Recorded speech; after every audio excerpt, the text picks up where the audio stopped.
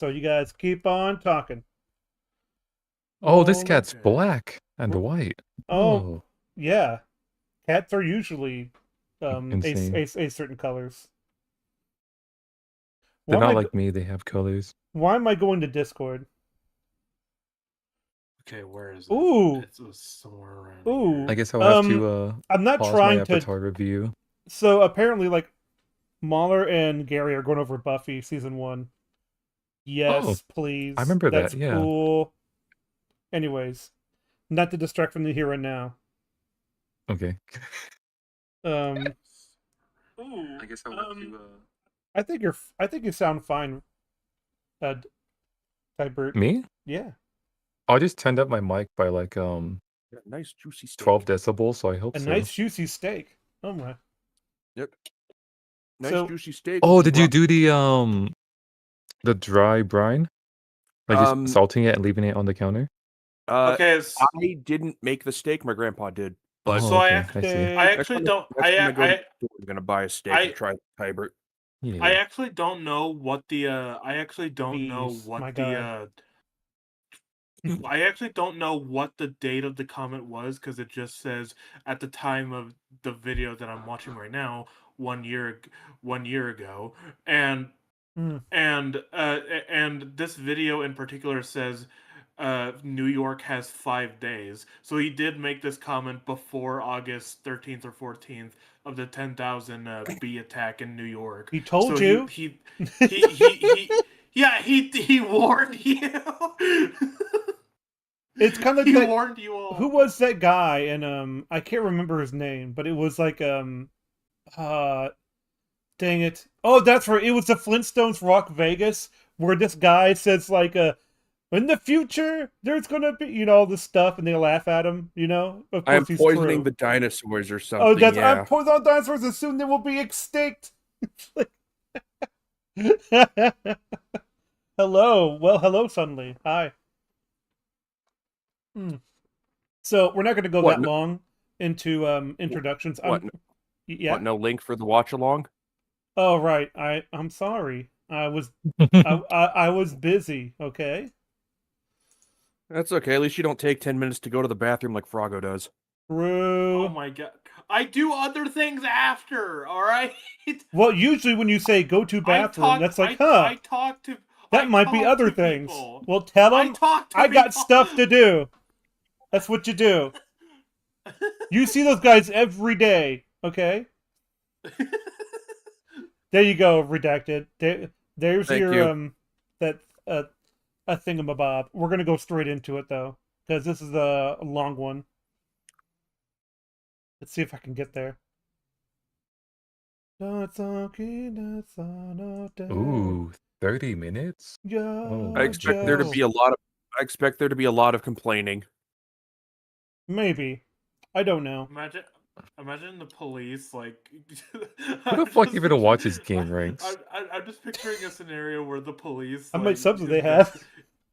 The police like investigate the bee attacks and they're like, who released these 10,000 bees? They go on YouTube and see that rabbits go home. And it's like, what the fuck? My god. Imagine if like imagine if someone went out there like Jacob and Batwoman and started like taking down bees with a shotgun.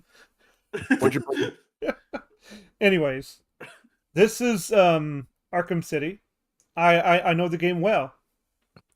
Anyways, today we'll be talking about Arkham City. I wish. That's a good game. There are plenty of good mechanics in video games. It looks like a sword fits here. Whoa. I just sorry already. I'm like, that's one of the things that never made any sense to me about Arkham City. It's like, I need a sword. Thanks for the sword. It looks like if you never would have showed up. Oh, thank you. If you never would have showed up, Batman would have died.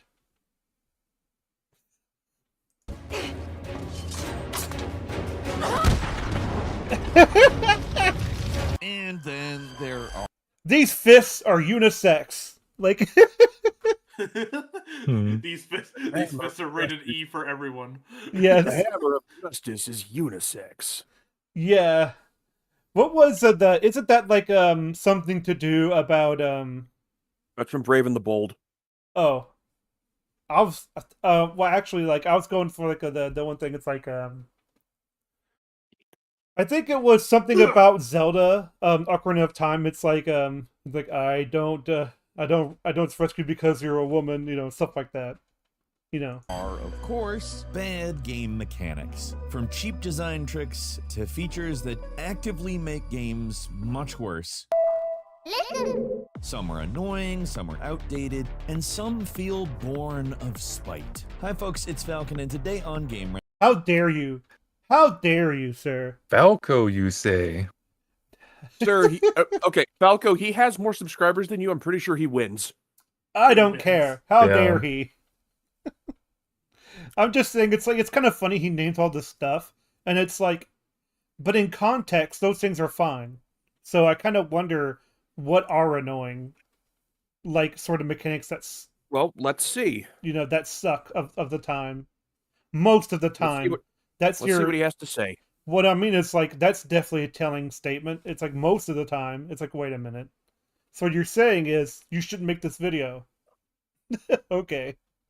ranks 20 game mechanics we absolutely hate. Starting off with number 20, when an enemy's nearby and you just can't do anything.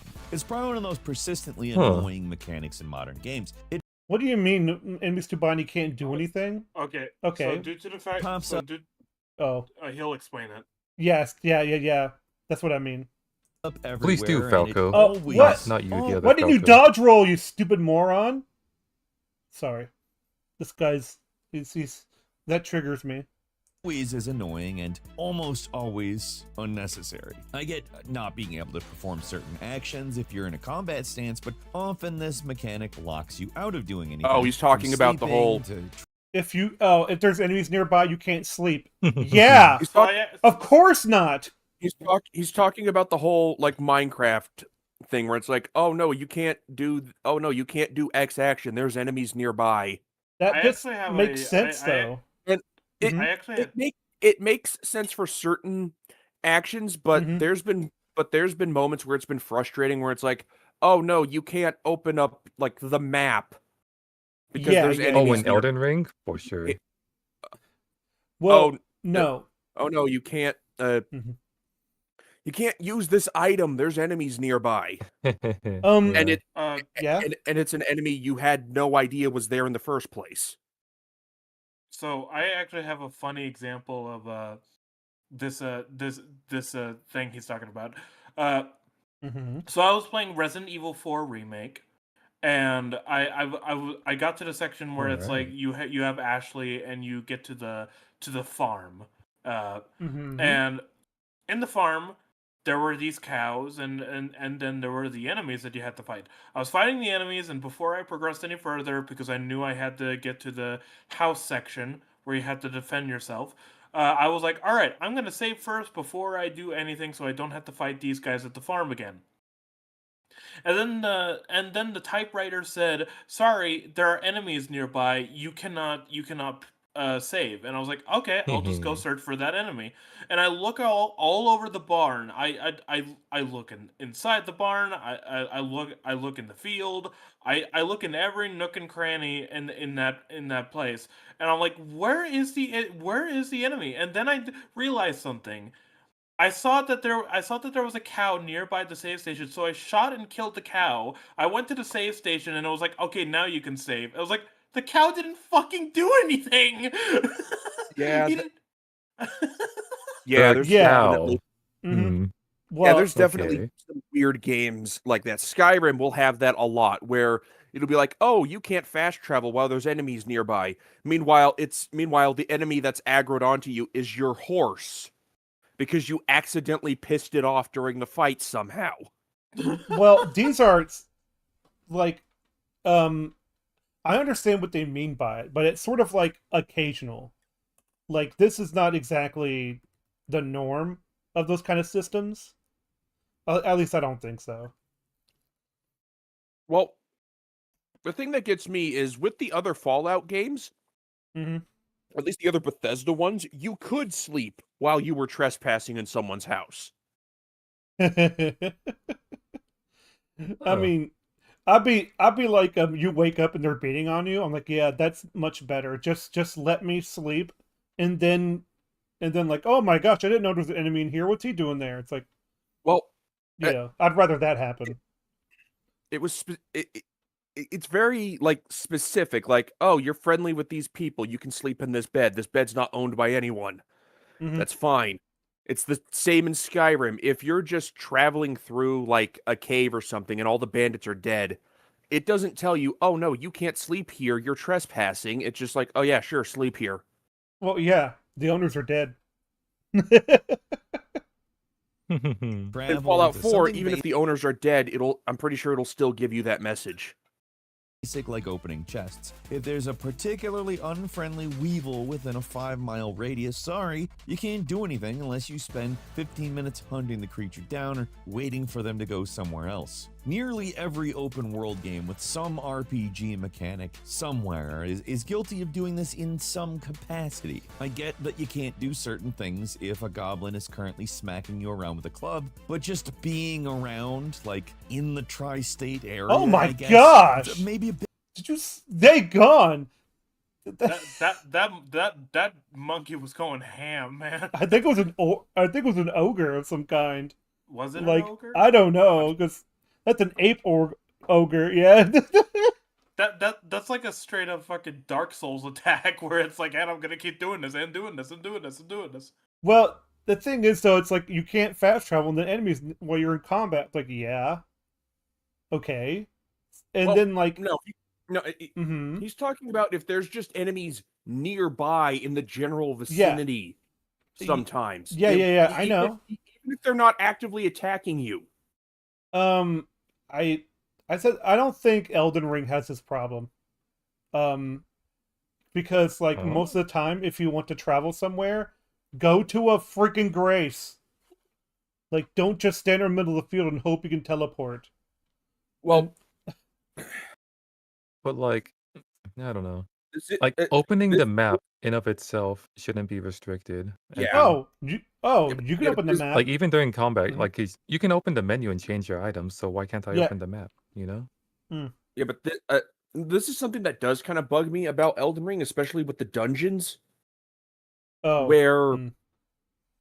if you're going through, if you just stumble across a dungeon you're traveling through, and you get like in the middle of it, and you're like, okay, I don't want to die, I don't want to do this, I don't want to do that, I'm way out of my league.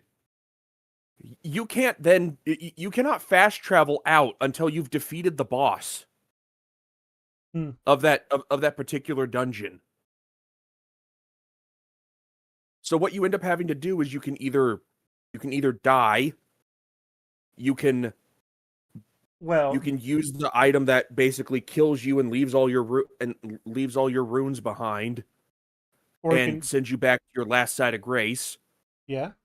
Or I don't remember if Elden Ring has something similar to like the Homeward Bone from Dark Souls, where it just where I it think just it teleports you does. back to the last grace you rested at. I think it does, but like, you could always backtrack. It's not a well, mhm.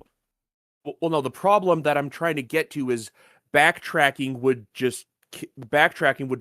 more than likely end in your death. Trying to fight the boss would more than likely end in your death. Let me fast travel out so I can just leave and then come back better prepared, please. Yeah. Yeah, I mean, I don't see anything necessarily wrong with that, but I guess they're going for the risk reward sort of gameplay there. I'm not. Yeah, but it's That's never. Mhm. Oftentimes, it's something that you discover on accident. The way Yeah. I discovered it was when I was playing through the game. It was never explained. You're just going through the dungeon. You're like, oh shit, I'm out of my depth. Time to find somewhere to hide, Mm. or kill all the enemies nearby. Find somewhere to hide, and then fast travel out of here because either I forgot to get something, or B, I'm really low on resources, and I would like to restock before I try again. I just never Yeah. found that to be a problem, I guess. That's Unfortunately, there's a for Souls-like games in particular, they just sort of hate you, and that's the part of the fun, you know? now if I'm wrong about this, someone correct me, but I'm pretty sure in Breath of the Wild and Tears of the Kingdom you can fast travel when enemies are nearby you, so that's a plus. well Yeah. in well, I remember in in Sekiro, there's the idol you get from the very beginning. You can fast travel to the last place you've rested at anytime you want. It's just that it takes time. So you need a safe place to do it, and that's the risk of doing it. So it's like well, it's a faster game anyways, and you can travel, there's height differences, and that's a little bit different. So Another mhm. annoying mechanic that is especially prevalent in Elden Ring is just the arbitrary like fall damage where Oh, I fell off this tiny little cliff. Oh, there goes half my health. yeah, it's, very inconsistent. Yeah. Or if it's like, "Oh, okay, I have this charm equipped. It makes me take less fall damage." I fall, I land, I take again half my health, but it's a more reasonable fall. But then you fall like two or 3 feet further the next time, and it's like, "Oh no, you're just instantly dead because that's the limit we've set for the game." Yeah, Yeah, it's there's like a death wall you pass through. yeah, I don't know, it's it kinda happens with weird. the horse too. You can make Yeah, it down safely, and you think you're safe, but once you touch the Sometimes. ground, you die because you fell from a certain height. Doesn't matter. It's like, yeah. mm-hmm. Anyways, Bit aggressive for locking you out of doing even the most basic stuff. well, don't stand there. Oh. Oh, boy. A basic thing you can do to see more Game Ranks videos and help us out is enable notification No. health sound. How Speaking about I of don't do that? I said no. Okay, can we go back so that I can hear what the number was? 19.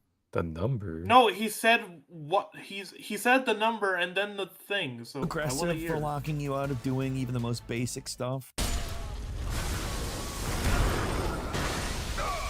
He just did his advertisement thing. I'm gonna skip that.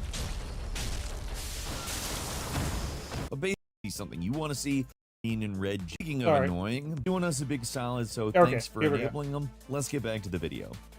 And number 19, the annoying low health sound. Speaking of annoying, being low on Huh? health is it's stressful enough anyway. Okay, Why do we so- need? I would have let him thing- finish his thought, but it sounds stupid.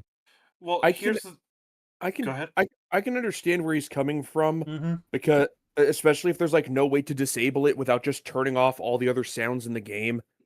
Where Right, Yeah. if you're playing through like an action game and you get on low health, the screen will turn all red and there'll be like a very like either very quiet or just very loud heartbeat sound that is just constant.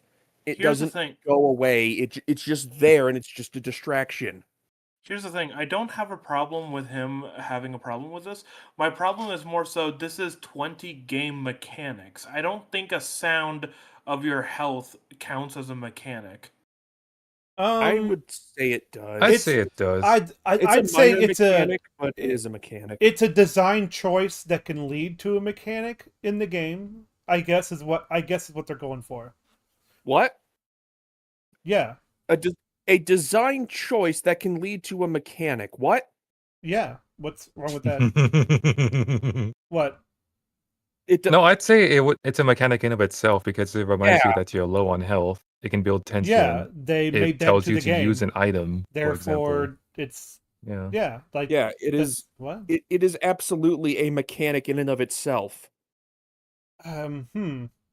Saying a design choice that leads to a mechanic, that I'm sorry, that doesn't make sense.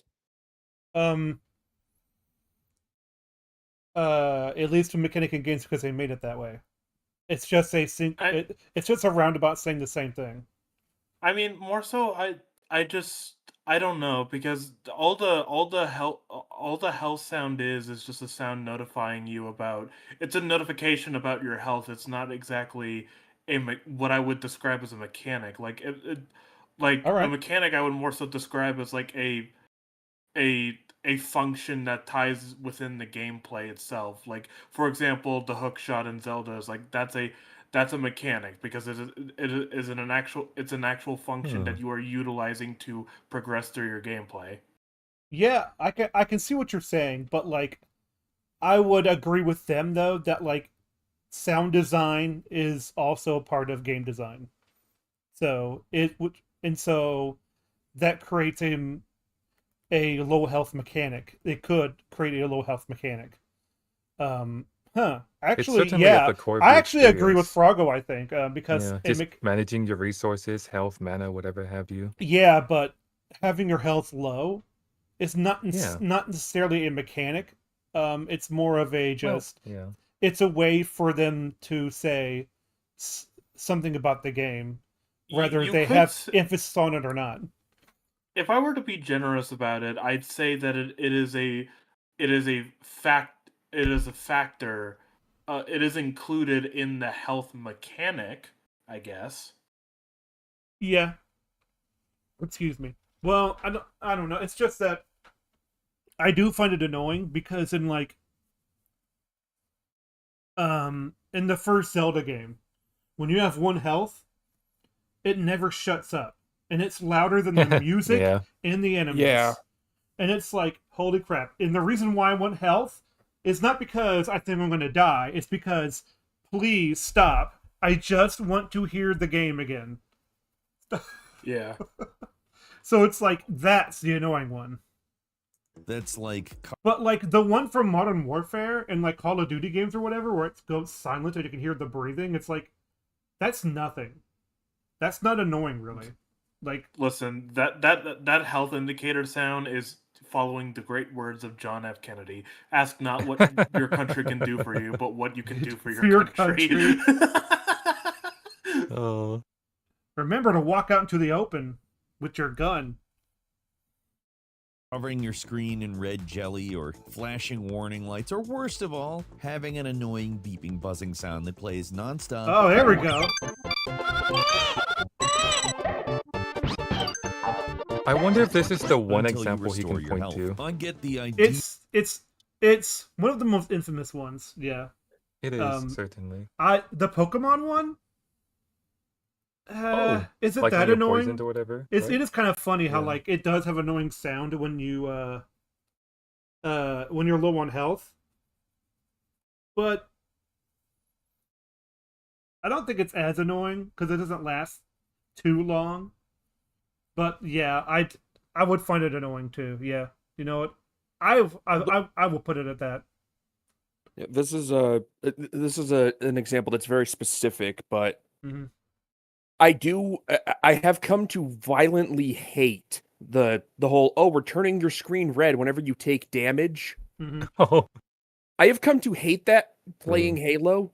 Yeah, I'm going Because- to I'm going to agree with Redacted. I'm starting to hate that trope. Well, specifically, I'm talking about the mod for Halo Reach called Slip Space. One of the mechanics in that game is you can send boarding craft to lock onto enemy ships. And if a boarding craft hits your ship, it just constantly damages you. So you just end up with your Oh. entire screen being flooded with bright orange. I mean, The mod treats it as you taking damage? Well, Mhm. Insane. well, no, no, that's if you get hit by a boarding craft. an example of how much okay. I've come to hate the red screen. It happened with Doom Eternal, where anytime my health is like really low, it gets like fucking red as hell around On the red background with the that's red thing I hate. enemies That's the shooting thing red I projectiles. Yeah, that's the thing I hate the most is when it surrounds your screen with red. So you can't Yeah. fucking look at anything without seeing that red screen and making it hard for you to tell where the fucking enemy is. I don't mind the tainted red a little bit, but it's Well, sort of We're it's sort not of talking conditional. about it being a little bit. I know that's not what I said. Like, just I'm not complaining. I'm just adding stuff that's like there has to be a happy medium with all this stuff, you know. that this sort of mechanic, I guess it can be useful in certain How'd you highly miss? specific examples, like really fast-paced Stupid Rattata. games. But let's be serious, even a huge Look how bothersome this is. Oh, look at that. Yeah, it's Oh my it's, gosh. it's the fucking duty calls meme, literally, Duty where calls. it's like yeah. Mhm. There's a parody game Oh, that I was gotta play that released. game. There With was a parody Bulletstorm. game that Yeah. there was a parody game that released along with Bulletstorm that made fun of games like Call of Duty, and whenever you got shot, it would go like bloody screen, so real. Yeah. classic like Even- Legend of Zelda Link Even though it is probably one of the most annoying fucking things that we've ever gotten out of games, because I'm just so tired of not being able to see shit. Ooh, Link to the Past one. Interesting. It is strange that in a first-person shooter, it limits your vision when you get hit. Like, I'm already getting hit, so that's enough of a penalty, you know? annoying as hell. And also, flinching may or may not be in this game as well. So it's like, okay. Well, You know what's actually the you know what's actually screen fidgets, right? Yeah. In order to be like oh my gosh, you're being hit by a bullet, and it does make your screen tilt a little bit. That should be enough, you know. you know what's actually a good example of a health indicator. I actually think the one in Half-Life is done pretty well.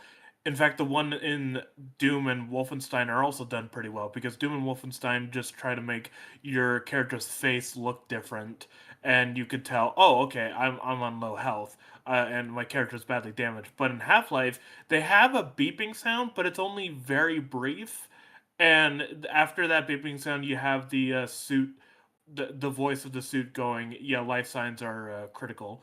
And that's a good example of using it correctly, because it's very brief and it lets you know, okay, I'm a little bit closer to screwed, so I gotta strategize. It's up to you. I like how in Mega Man games, it's like you're low on health, you'll know. Like it's just that it's right there in the left corner. Like you can't miss it. It's also the one from Link to the Past isn't that bad. It does beep, but it's not that annoying. It's subpar compared to the original NES one. to the Past hurts to play on low health. The original Fable, also a prime example. The chatty, omniscient guildmaster will constantly remind you that your health is low by patronizingly asking if you have any potions or food. The classic Metroid sound as well, pretty annoying.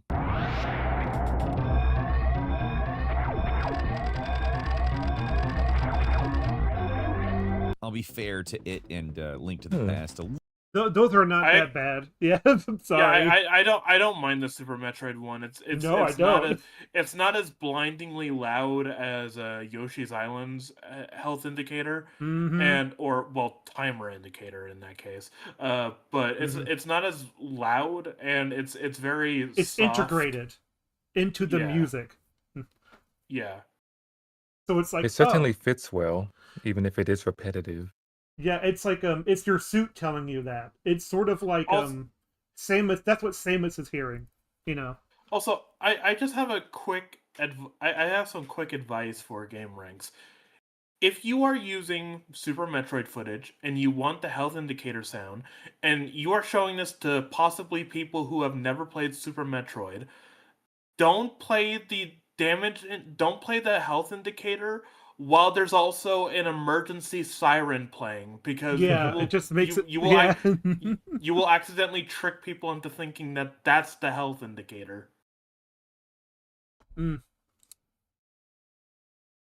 A little bit more than recent games, though, on account generally you're never too far from a health pickup in an old game. Inexplicably, Metroid Prime 4 has one of the worst examples of this sort of thing because of its open world. There's not a lot of stuff to break or health pickups, but there are enemies wandering around. It's a combination that can lead to these long segments where the game is constantly beeping at you and there's nothing you can do about it. Some modern games are nice enough to top off your health automatically to a base level after a moment or two of not getting hit, and frankly, I don't mind that sound then. And Metroid Prime 4... What if it's lava, you idiot? Why'd you drive it? Okay, good job, man. He's just getting it for the video, even though we can't hear the sound. Absolutely, yeah. Is an otherwise pretty decent game, and I think they should have done that. Because Metro man, those 4's warning awful, I'm sounds sorry. are excessive and very annoying. This guy is on game, but I suppose he thinks it's good. What's this? Is this 2? I think this is 2, maybe? Yeah, because I played 1. I don't remember this from 1. Yeah, I think it might be And number 2. 18 is rubber banding. We and pretty much everyone else on the internet complain about rubber banding in racing That's games not- constantly, and there's a simple What? What's That's going not on? a mechanic. That's a lag issue. Y- it's No. not more so. It's not more. It's not a mechanic, and it's not a lag issue either. It's just the game is cheating to give you a challenge. Well, AI rubber banding is like if an AI is too far behind, it can rubber band its AI to be Yeah. much smarter to catch up with you. That's Or not a mechanic. like Oh, Is that what that's Huh. called? yes, Is that also called rubber banding? The yeah, only that's time rubber I've heard banding. of- it's the only rubber yeah. time banding Wasn't rubber AI. banding just lag compensation? Yeah, Or yeah, the- Yeah, The only Mhm. time that these I've feel heard like of two rubber separate banding, things. the only time I've heard of rubber banding is when it's a multiplayer game and your character just starts like, like you walk forward, then all of a sudden you get snapped back to where you used to be. Then it just keeps happening over and over again Oh. as you keep walking forward. You just keep getting snapped back like a few feet. Oh well, so he's talking about the one where enemies are too far behind, so they catch up with you really easily. yes, and it's unfair to the And player. In that case, I would say it's a mechanic. It's just a Mhm. shitty one. Yeah, I mean, I get the idea of like it should be fair though. It's like there are racing games that are fair, like there are street racing games. It's like I'm sorry, but like if you get caught in traffic, the AI can't keep up with you. So it's like it's just gonna sit there in the back. So it's I forget what it was called, but Troy's oops. I meant my bro used to play it all the time. So yeah. reason for that. It's because it sucks. Basically, every game with some form of racing mechanics is going to have rubber banding to some degree. And at its best, this mechanic can keep races against AI at least competitive, and make it so if you do screw up, other racers will compensate somewhat, give you at least a chance to recover. But that's the I mean, it is sort of interesting how like it's kind of like the director in like certain games where it's like, oh, you're doing too well, I'm gonna put a little more challenge in your way. Mario Kart. Mhm. Sorry, go ahead. And then there's like the director is like, you're having a hard time, let me give you some support. You know, it's kind of like that where it's like in a racing game, it's like you're doing too well, I'm gonna have them be a little bit smarter, because like it's not always a bad thing. I think he's correct. Rubber banding is needed a little bit of, because if they stay the same, then they can't. Then there's no challenge. But if you make it where it just catches up automatically, then it's unfair to the player. Yeah, Mario Kart is fairly good at this unless you're playing on higher speeds. Or online. Yeah, where they could just go like, oh yeah, there's gonna be some rubber banding. But then there's F-Zero GX, and I love F-Zero GX, but holy shit. Every single time I make like the slightest bump, it's like, and I'm past you. Good luck, asshole. It's like, okay. I don't know. It's like when you see the little dots just suddenly catch up. Like, wait a minute, you weren't there before. best case scenario. That's when it actually does what it's meant to do. And most games where it has rubber banding, that people complain about anyhow, don't work like that. Often, AI gets all the advantages and none of the disadvantages. Mm-hmm. They don't play by the rules at all. They out of... What's it called when AI is too good and it never misses? Aimbot? No, it's not an aimbot. Aimbots are something you program in yourself. Unfair? It's sort of like the AI assisted. That's it. AI assisted. Where it's like all of a sudden they become like gods. It's like it happened in NBA Jam back in the day. My brother would like play against a computer. If you're doing too well, suddenly the AI will get really good. and it's like, it's I don't think that's AI assisted. That's just the AI cheating. yeah, that's what I mean. Like, it's sort of similar thing. They program it in to be like, hey, that's not fair. It's like, whatever. Nowhere get over 9,000 miles per hour simply because you're racing too good and suddenly they overtake you in the last lap out of nowhere.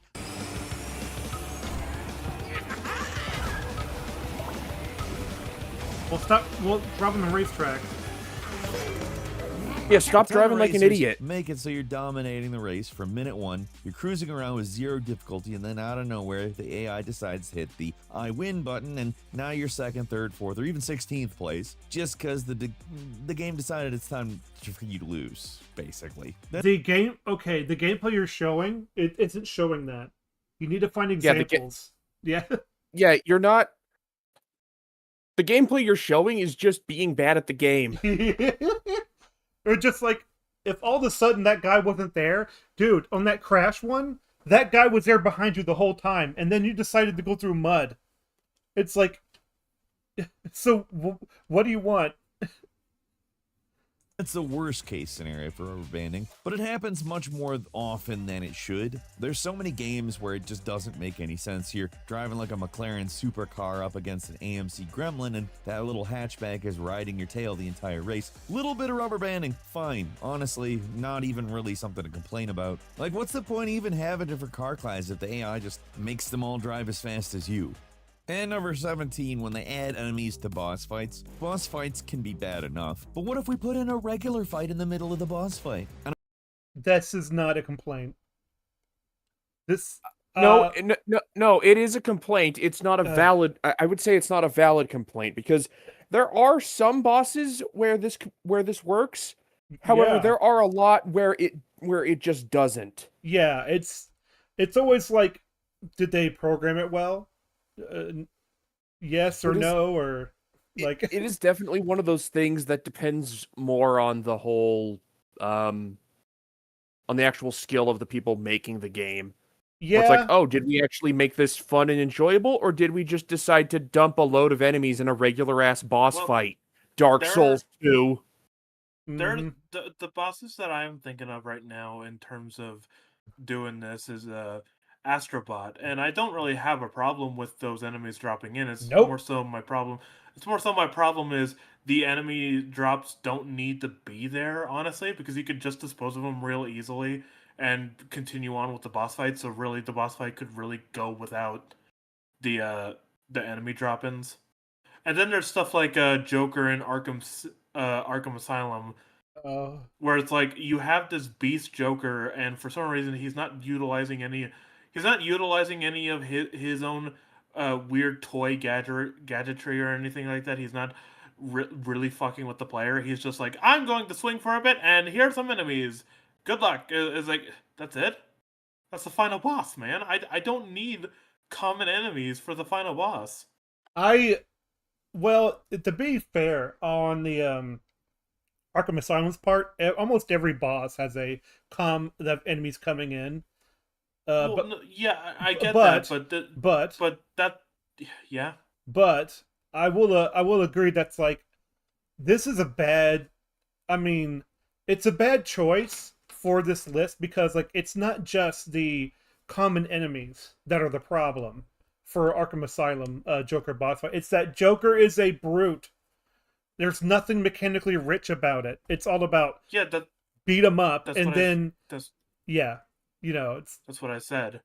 He's not using any of his toy gadgetry. He's not really fucking with the player. He's just because this is what I mean by for the final boss. Because the enemy drop-ins are most of the final boss. That shouldn't be the final boss is mostly enemy drop-ins. That you shouldn't do that. Like the Poison Ivy fight still had the vine growth, all the flowers firing things at you. All the while you're fighting common enemies, but Poison Ivy's still doing something. That's what I meant. Yeah. It's sort of like it just feels they ran out of ideas instead of actually the boss. So it's not the thugs that are the problem there. It's I remember in the second Joker boss fight in the or I should say the Joker boss fight in Arkham City. And like the reason why he has goons in because he wants an unfair advantage. And they come in on these like roller coaster things. That's another mechanic. And then Joker's there. It's like, oh my gosh, there's so much to that fight that makes it a little more interesting than it does Also, yeah. this one. Yeah. Also, now that we're on the subject of Batman, I have this time to say the subject real quick. The Clayface trailer looks neat. Okay. Yeah.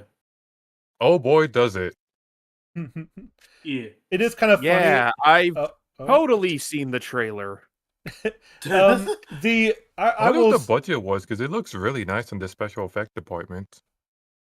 It's probably a big budget then. It certainly was a Yeah. trailer. The I will say that's why I'm seeing a lot of Clayface from the animated series pop up on Twitter.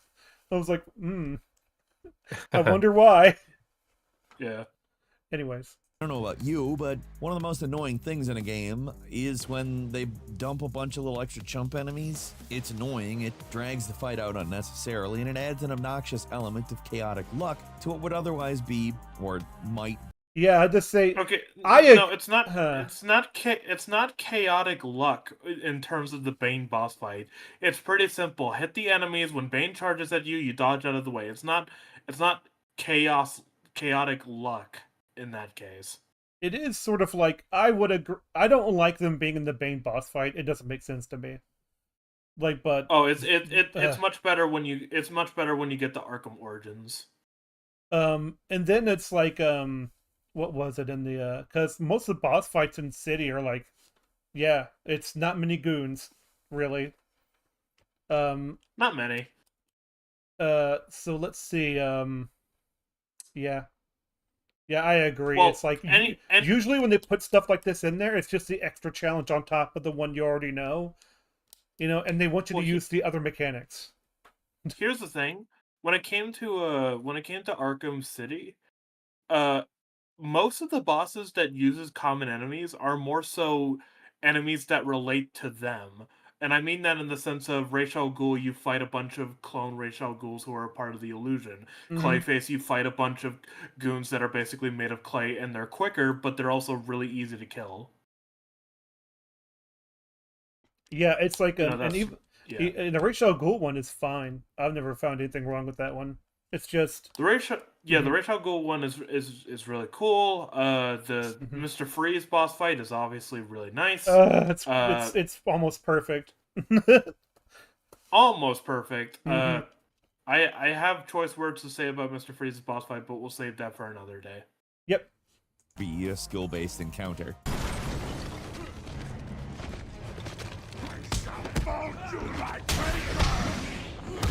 He's gonna get run over on purpose, is he? It's kind of a classic MMO nope. design No, he got split it. into normal games. Common crutch for games that are primarily co-op focused, but one-on-one bosses can be kind of odd when you're fighting them with 2 to 4 players. I kind of get it there, why it might be like that in, say, Destiny 2, especially for a raid encounter, or maybe why it's in something like Remnant, a co-op multiplayer shooter. With a team, it's maybe not the biggest deal. If you're Okay, I feel like Destiny is not the fun. It's not the design for one-on-one fights. No. No, it's No, really it's not. not. But like the thing is, though, it's Bit of like an odd example. if you're having a single player experience, and they put in other enemies, it's still fine, because like there are games which are sort of focused on the swarm aspect. It's like because not all swarm games are multiplayer. There are bosses that do require enemy drop-ins just to make the fight more interesting. Like, for example, I'd say all the Halo bosses that I played through well, they do, most of them do. Most of them do have like enemy drop-ins, but that Guilty Spark fight is it's really satisfying because you get to fucking murk the shit out of them. But at the same time, it's like it's really just shoot at him until the Spartan laser shows up. It's pretty easy to avoid him. Maybe there should have been like extra drones or something like that, or It is some, a or I yeah, think it's just meant for you to curb stomp them. It's like, yeah. It's like it's a bit of a slog you because shot you're my just standing there on a bridge. you shot my You don't have boy. a I'm whole lot gonna of fucking movement. kill you. yep. Sometimes a boss battle is not about the mechanics, and sometimes it's about the story they tell with that boss. Yeah. A lot of From Software bosses are like that, because some of them are just really easy, and that's kind of the point, you know. Yeah. Like the last boss in Demon Souls, the true last boss. Solo, it sucks. And here's the thing, some games do this not badly, and I others agree. really Playing a don't. multiplayer game Some solo bosses kind of sucks. I play Deep Rock alone all the time. It rules. So I don't know what Ooh. I don't know what they're What do you talking do when about. you get grabbed by the flying bugs? Um, Don't get grabbed. well, the thing is Fair though, enough. you have a robot and it rescues you. Oh, Yeah. That's pretty that's a pretty funny name, Bradigu. Yeah. bloody goo. You can see it on the health bar. Does the Yeah. does the Sure, I guess. game so I kind of wonder, like, does the game acquire you to do multiple enemies, or does it not? Because, like, I agree with Redacted earlier. Dark Souls 2, no, it does not want you to take on multiple enemies, but it's built around the mechanic. So in order to counter that, they give you a lot of life gems. So, but to They counter spam- that, they create more ganks. Like, Yeah, True. the fucking Royal... Is it the Royal Rat Vanguard or the Mhm. Royal Rat Authority, where it's just a bunch of rats in a room with the unbreakable tombstones, where you have to I think navigate that's through the them right and... Vanguard. Yeah. Okay, the Royal Rat Vanguard, where you're just stuck navigating through all these fucking rat statues, Yep. and all the rats will inflict, like, I don't remember what it is. It's like It's- petrification or something. It's poison, and then some of them, and then the main one will do petrification. Yeah. And the but- only way you can tell him apart is he's got a mohawk. Got a mohawk, and you have to kill like 5 of them before like he comes out. And then there's the Sith rat, which is a giant rat, and like Sith the rats. and Sith rat because it's similar to Sith the wolf. Yeah. Oh, the wolf. I see. Sith Yeah. from Dark Souls 1. It's a very ugly rat. It doesn't look like a dog. What are you talking about? Like, I'm gonna be honest, I thought it was just like a giant dog that the Rat King had somehow managed to get working for him. it is a rat. Because, but the thing is though, it's like you have to kill the small rats, or else you'll get toxic. And if you do get toxic, you better be ready with the poison cure right away, or else you die. It's like it's terrible boss design. The Ivory King Classic Dark Souls. Mm-hmm. The Ivory King boss in the DLC actually has something similar, but it actually does it in a way that I think is good. Mm-hmm. Because if you actually take time and explore, yes, you can find like the uncorrupted soldiers who will go and close out most of those portals. It's leaving pretty you baller, dude. Like, Yeah. when you jump down there with the rest of your crew, it's like, let's go. It's anyways, incorporate lots of Dark little Souls 2, you additional had enemies so in a much clever potential. way, Why did you especially have some to be older shit? B team. RPGs. But most of the time, it's either an additional and extremely annoying inconvenience or straight up blatant padding designed to make the fight longer. Annoying either way, though. It's infuriating when extra enemies appear during the fight. It's miserable when the boss steps away and forces you to fight waves of enemies before they appear again. Oh, that reminds me. sucks. Yeah. In some bosses, the extra minion enemies are meant to replenish your resources. Yes. Like in Doom, for example. Yeah. I think Doom You- Eternal has this way too much because ammo Yeah. is so freaking small in Doom Eternal.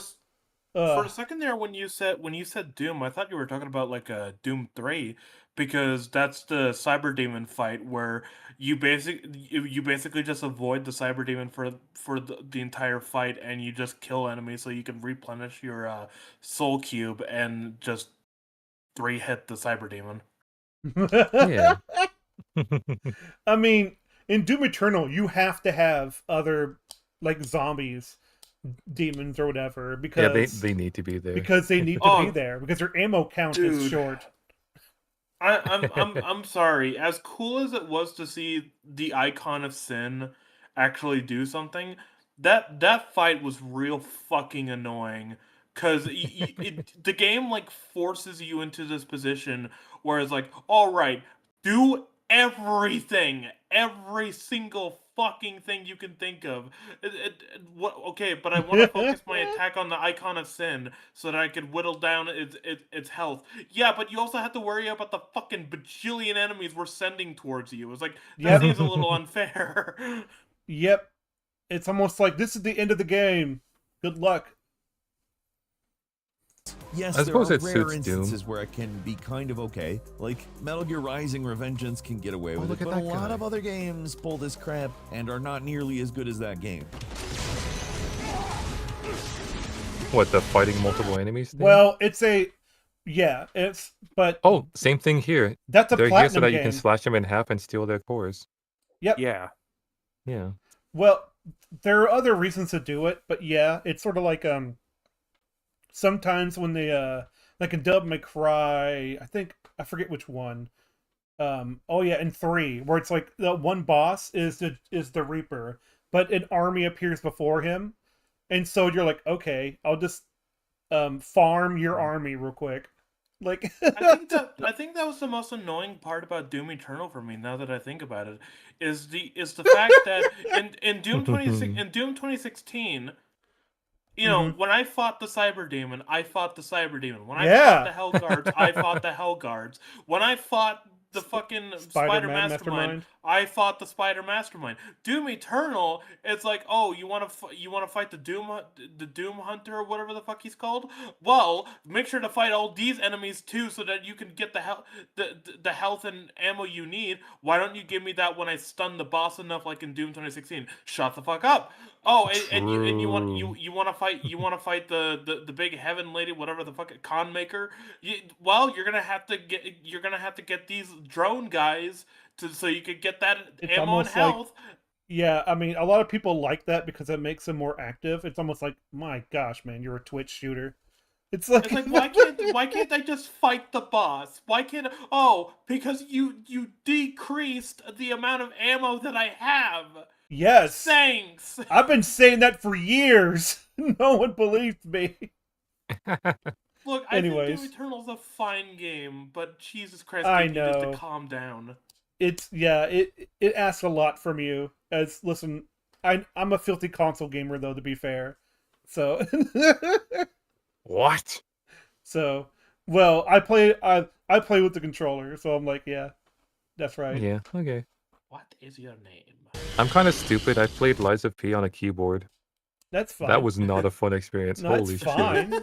Like, that's fine. No, Like- it is so complicated.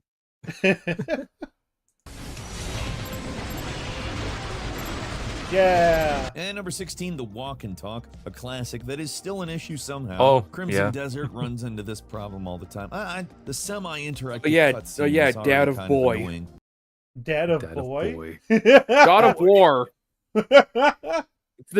It's I understand. It's one of the joke names for the new God of War games. It's just Dad of Boy.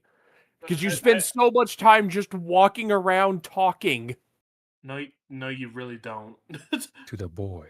I understand what he's talking about, but yeah, it's a lot of these things copy that sort of formula, and some people have more success with it than others. Okay, And- so Mhm. for the record, as someone who has played the shit out of God of War Ragnarok, there's a lot of gameplay in between the walking sections. There's a lot of things you could do. And I wouldn't say that most of the game is walking and talking. Oh, of It's course not. I would no. never say that. That's not me. But like the thing is though, I want to skip the Agrabota stuff so much. I hate it. Yeah, I Like- honest, honestly, you could Oh, that's when you're you could boating down a cut it. river, right? Yeah. Well, no, he's talking specifically about the stuff where you have to go to like Angraboda's little realm, little like pocket thing of the Ironwood. whatever. Oh, Yeah, yeah, Ironwood. yeah. I've never played Skip that, The it. but thing is, I'm I know still what that is. fine with that section, although it is kind of a It slug on a takes replay. forever. Yeah, it is a slug on a replay, and while I'm fine with Atreus's gameplay, Gameplay. I don't think it's as refined as Kratos' gameplay. No. And I'm glad that in most of the open world stuff they do allow you to play as Kratos, and the Atreus sections are saved for like certain Story lines. relevant stuff. Yeah, it's he's Yeah. not terrible to play as, but it's like I want Kratos back. I want my abilities. Thank you. Yeah. Anyways. Kratos is a lot of fun to play. Somebody is talking to you and you have some slight control over the game, but mostly they just amount to being able to walk the same time Well, that that's the other person talks. okay. So many of hold these on. sequences. Yeah. Yes. That's excusable in the opening of Skyrim, because Yeah, that's the yeah. opening. That's Mhm. the opening cutscene, and you're not exactly walking or anything like that. You're literally just being sent to your destination where the opener of the game is going to take place and the set piece happens. I'm not a big fan of Skyrim, but that's what they were trying to do. I guess the same thing could be said to this Assassin's Creed game, no? Whichever one it is. Yeah, that's also like at the beginning of the Although game. this one is significantly longer than So, the Skyrim one. So There's Well, yeah. I would argue it does work in the Assassin's Creed one, at least for the opening, because it is establishing, okay, this is a new chapter of the game. The Desmond stuff is done. We're moving on to this newer Mhm. setting where it's just kind of a faceless employee. oh, like how Abstergo is a video game company in this game. Yes. The fucking Templars, yeah. I wish you could learn from Halo 2. That beginning will scenes say- where you walk and talk, it's like it's mostly cutscenes. I will say Assassin's Creed is quite Hmm. infamous for the walking and talking sections, because Mhm. Assassin's Creed has a lot That of is those moments, true. and it can get annoying after a while. However, Assassin's Creed makes up for this for some pretty fun gameplay. Now, the only time I'll excuse walking and talking sections is one, if the dialogue is good enough to Oh, warrant a walk and absolutely. talk Yeah. section. Mhm. Two, if the story is engaging enough for me to excuse a walk and talk section. And three, if it's not that long of a section to begin with. I if there's something to look at too, like let's the whole point Like- is that like, wow, you're showing off your graphics, huh?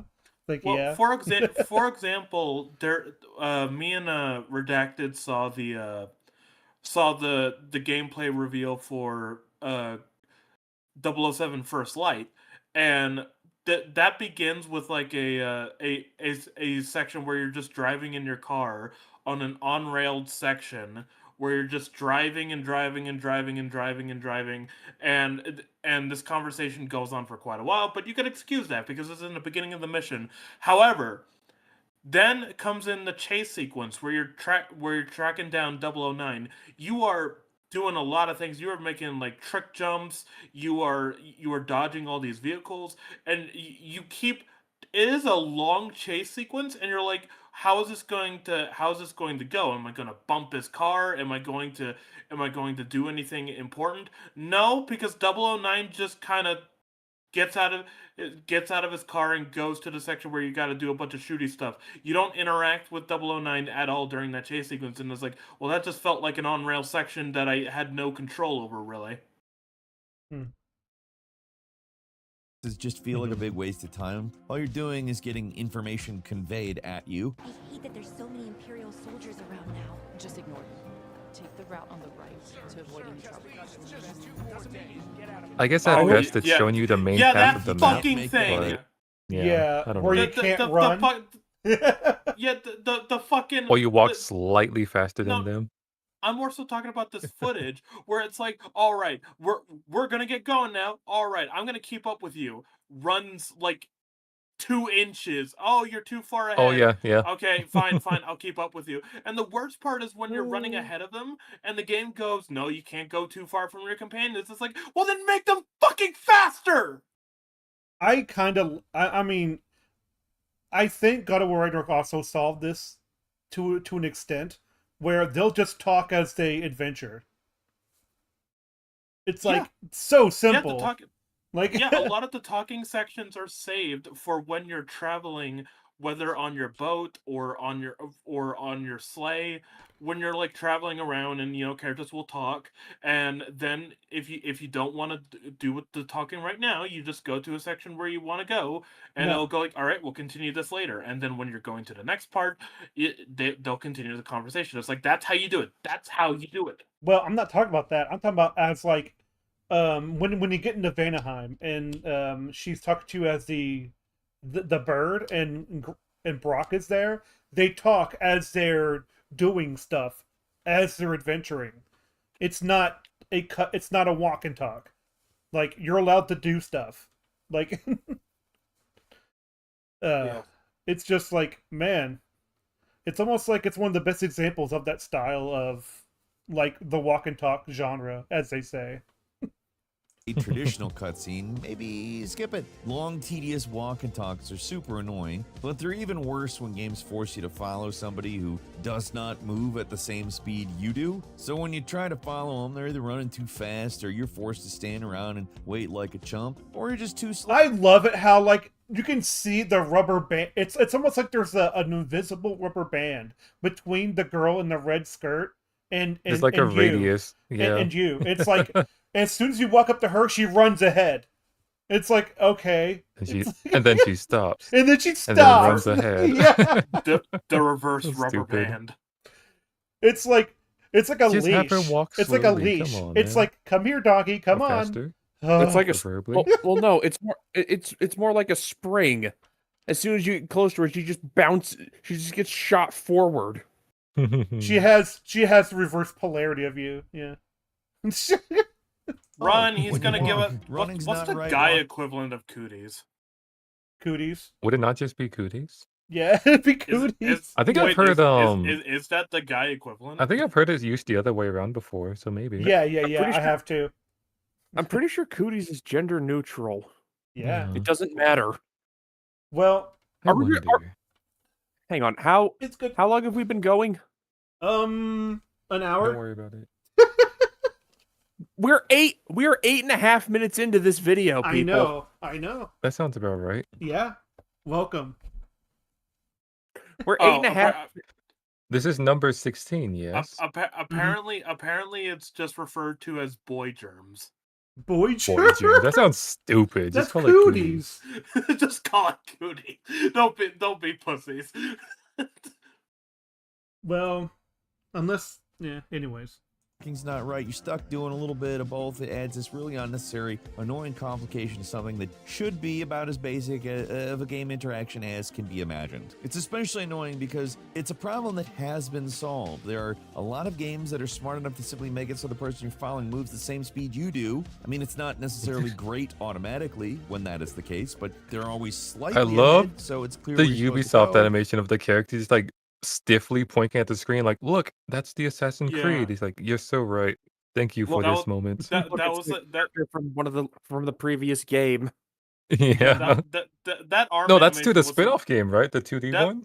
That arm animation felt like a Um, high. Oh. I think it's That called... arm. I'm going to look it up. I don't know what it's called. I think that's the one where you're playing as like the slave woman who joins the Yes. assassins. That sounds Yeah. right. And But that She actually has an interesting disguise mechanic where she can go undercover as like a regular slave, just a regular woman, or as like a more fancy woman, depending on what situation she's in. She actually has different disguises she can wear. Oh, she's Sailor Moon. And Neat. just shut the fuck up. and they match where the pace is. So if you walk, they walk. If you sprint, they sprint. It's a simple, elegant solution, so the problem should be solved, and we're That's actually a pretty beautiful landscape, not gonna lie. Yeah, it's still nice. getting this. It'd be a shame to just hurry past. Let's take it slow. No, We deserve a little Oh, look at this serenity game. every now and again. no. And number 15, trial and error based gameplay. A tough one because some games do this sort Trial of thing. and error based gameplay. That sounds I so broad that I- most games would Huh. fall under that. Well, no, I know what he's talking about. He's talking about games where something happens that you had no way of accounting for. So you're just going, Huh. okay, what the fuck do I do? And you just keep throwing yourself at the problem until eventually you stumble on a solution. Yeah. Dark Souls can be like that sometimes. Well, most risk reward systems are like that, yeah. Where it's like, man, why did I do this? To be well, I kind of agree with Tybert. This is sort of a broad generalization, but like I mean, we could run let's down the see- list if you guys want to. I 'cause just- let's say Pokemon, figuring out element types. Mario, figuring out when to jump, etc., etc. Sonic, when to not run forward. when Well, to not go fast. Let's see what he Yeah. means. Well, I'm thinking of games like Inside. They sometimes pull little gotcha moments on you, but the quick loading times alleviate some of that frustration. Other horror games do not do this as well, and it can lead to a lot of confusion and frustration. Is that Amnesia the Bunker. Yeah. yes. I thought it was Bunker. It is a very fine line that a horror game has to walk if it's going to do this, but the fear of death Outlast 2, baby. has to be there, and they can't just telegraph everything you're supposed to do because that would kill all the tension. At the same time, though, if you die too often, it also kills the tension because now you're thinking about game mechanics all the time. You're not immersed in the scariness of the experience.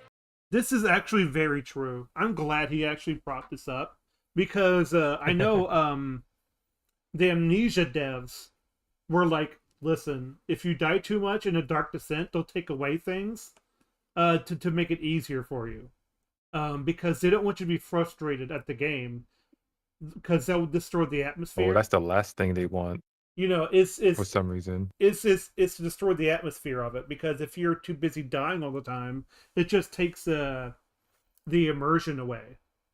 You know, because sometimes you can't have too tough times. Sometimes it's their own dumb fault. You know, but like, so that's what the director is for. You know, the game director. You know, so yeah, it can destroy tension in another way. It's sort of like how every Five Nights at Freddy's Markiplier played, it went to the same sort of core until he stopped being afraid. Like, at first he was afraid of being jump scared and losing, but then once you get jump scared and lost enough, it stops being a problem, and it's more of a frustrating thing about you losing. More, it becomes a game instead of an immersive experience about horror. You know.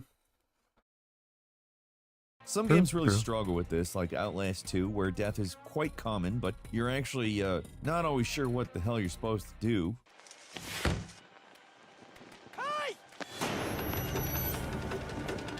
Oh my god! Holy shit! Crazy. What? He jumped out of that window like nobody's fucking business. Jesus Christ! He jumped in the house, Yeah. you mean? Yeah. Yeah, he just went like whoop. There he goes.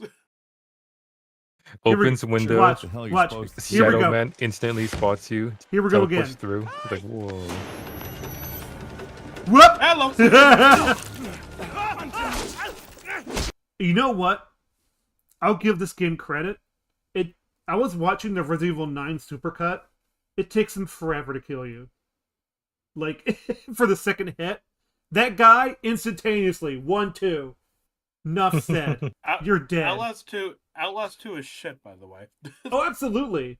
But at least they know how to kill you. It's like, once they find you, they kill you. It's like, yeah. It's like, you're dead.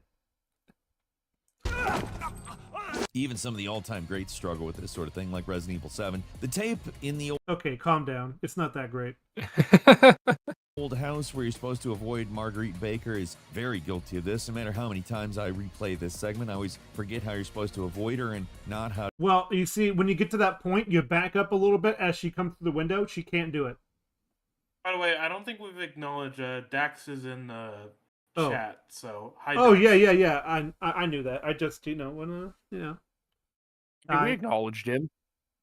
I did. Really? No, I didn't. I don't think I did. I'm sorry. I just did. That makes up for it. Yeah. We gotta acknowledge our 2 viewers. Fargo trauma dumping. One of which is me. To get caught. I'm it's absolutely the I'm bad the kind other of trial viewer. and error gameplay. It's me, Best Cyber, until you and die a Dax. few I times. think It's me also. So Ooh. Dax isn't even here anymore. it's fine. It's just not clear what you're supposed to do. Hi, Dax. I'm not sure what I'm supposed to do. You burn. Let's go, Master. God, don't pause on that. Don't pause on that. What? Okay, What's now wrong? pause it. Now pause it. Don't. I love how don't casually pause. she like grips the side of the wall and just walks up it. Yep. Yeah, Wall on fire. don't pause on the moments where we see her weird fucking bug vagina. Calm down, jeez. Anyways. No, Falco. It's disgusting. It's not that exciting. Come on now. It's disgusting. You don't want to fucking see it. Now I forgot what I was going to do because you guys screamed. Anyways. And number 14 is level scaling. Oof, Hi, Sunly. I know some Level people. scaling. Oh yeah. Oh, by the I way, could it's like. see it if Oh some yeah. levels are Now too I big. remember. No, Tybert. Level scaling is where the enemies will continue to level up as the game goes on, so that they are always a challenge for you. Anyways, so I was talking about how like you just don't know what to do, and it's like burns her, and it's like yeah, you attack the lady on the ceiling. Okay, I see. Yeah, it's like this isn't the mystery. Yay! Suddenly you're still here. But yeah, Skyrim is 100% guilty of this. A lot of Bethesda games are. Skyrim isn't as bad as Oblivion when it comes to level scaling, but like yeah, it does do it. This sounds like a funny complaint to have on the face of it because that's what video games are known for, right? Getting No. SP, leveling up. And Yeah. yet it's such an annoying mechanic when done poorly. Well, it's sort of like so Final Fantasy VIII has level scaling for enemies. So it's like for each 10 you go, the more stats the enemies have. And so that's where you have to sort of mid-max a little bit when it comes to that game. So you get no encounter as soon as possible. That way you can just not encounter any enemies and just gain spells for stats, and you can just everything's now at level 40, but you're like a level 99 character. So it's like, hey, I cheated the system. So, but I don't know.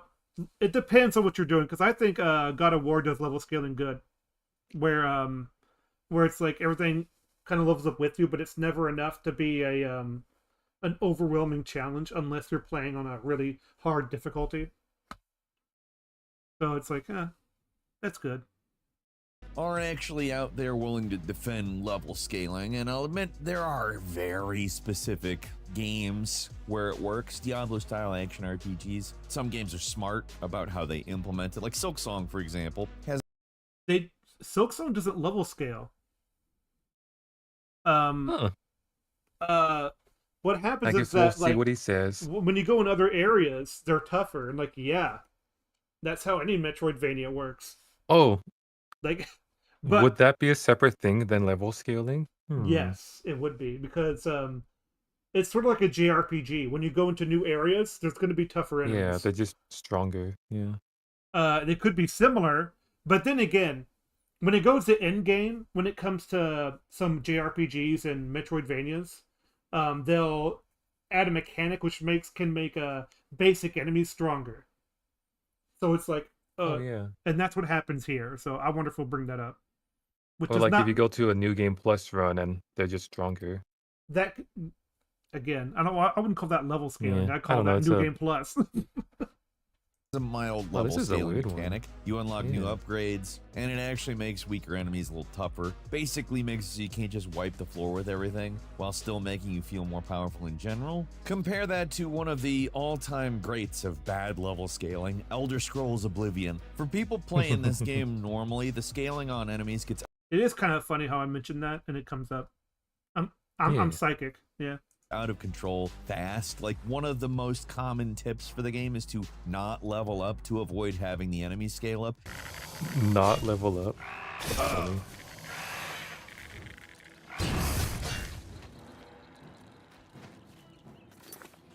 It's, I mean, that's a problem. That is obviously something not working. Outside of the mechanical issues making some games more annoying and grindy, it's often just a really dumb immersion breaking mechanic. Why is every bandit decked out in glass armor now? Simply because you're better than you were. The world literally revolves around you. There's no other reason why everyone suddenly has super rare armor now. That's one of the worst examples, and obviously a lot of games have much more mild examples that are a lot easier to overlook, Man, this but guy in just general, not aim. scaling sucks. I want to Scaling sucks. I'm like, I don't know. No, it Mm. honestly, it kind of does. It can Yeah. be done right, but it is very hard. Yeah. It seems like it would undermine your experience, just your progress. Yeah. Yeah. Yeah. Yeah. be able to go back Had to the game, old areas perhaps. and dominate enemies that gave me trouble at first. When you level up, you should feel stronger, not weaker, but that's generally what level scaling does.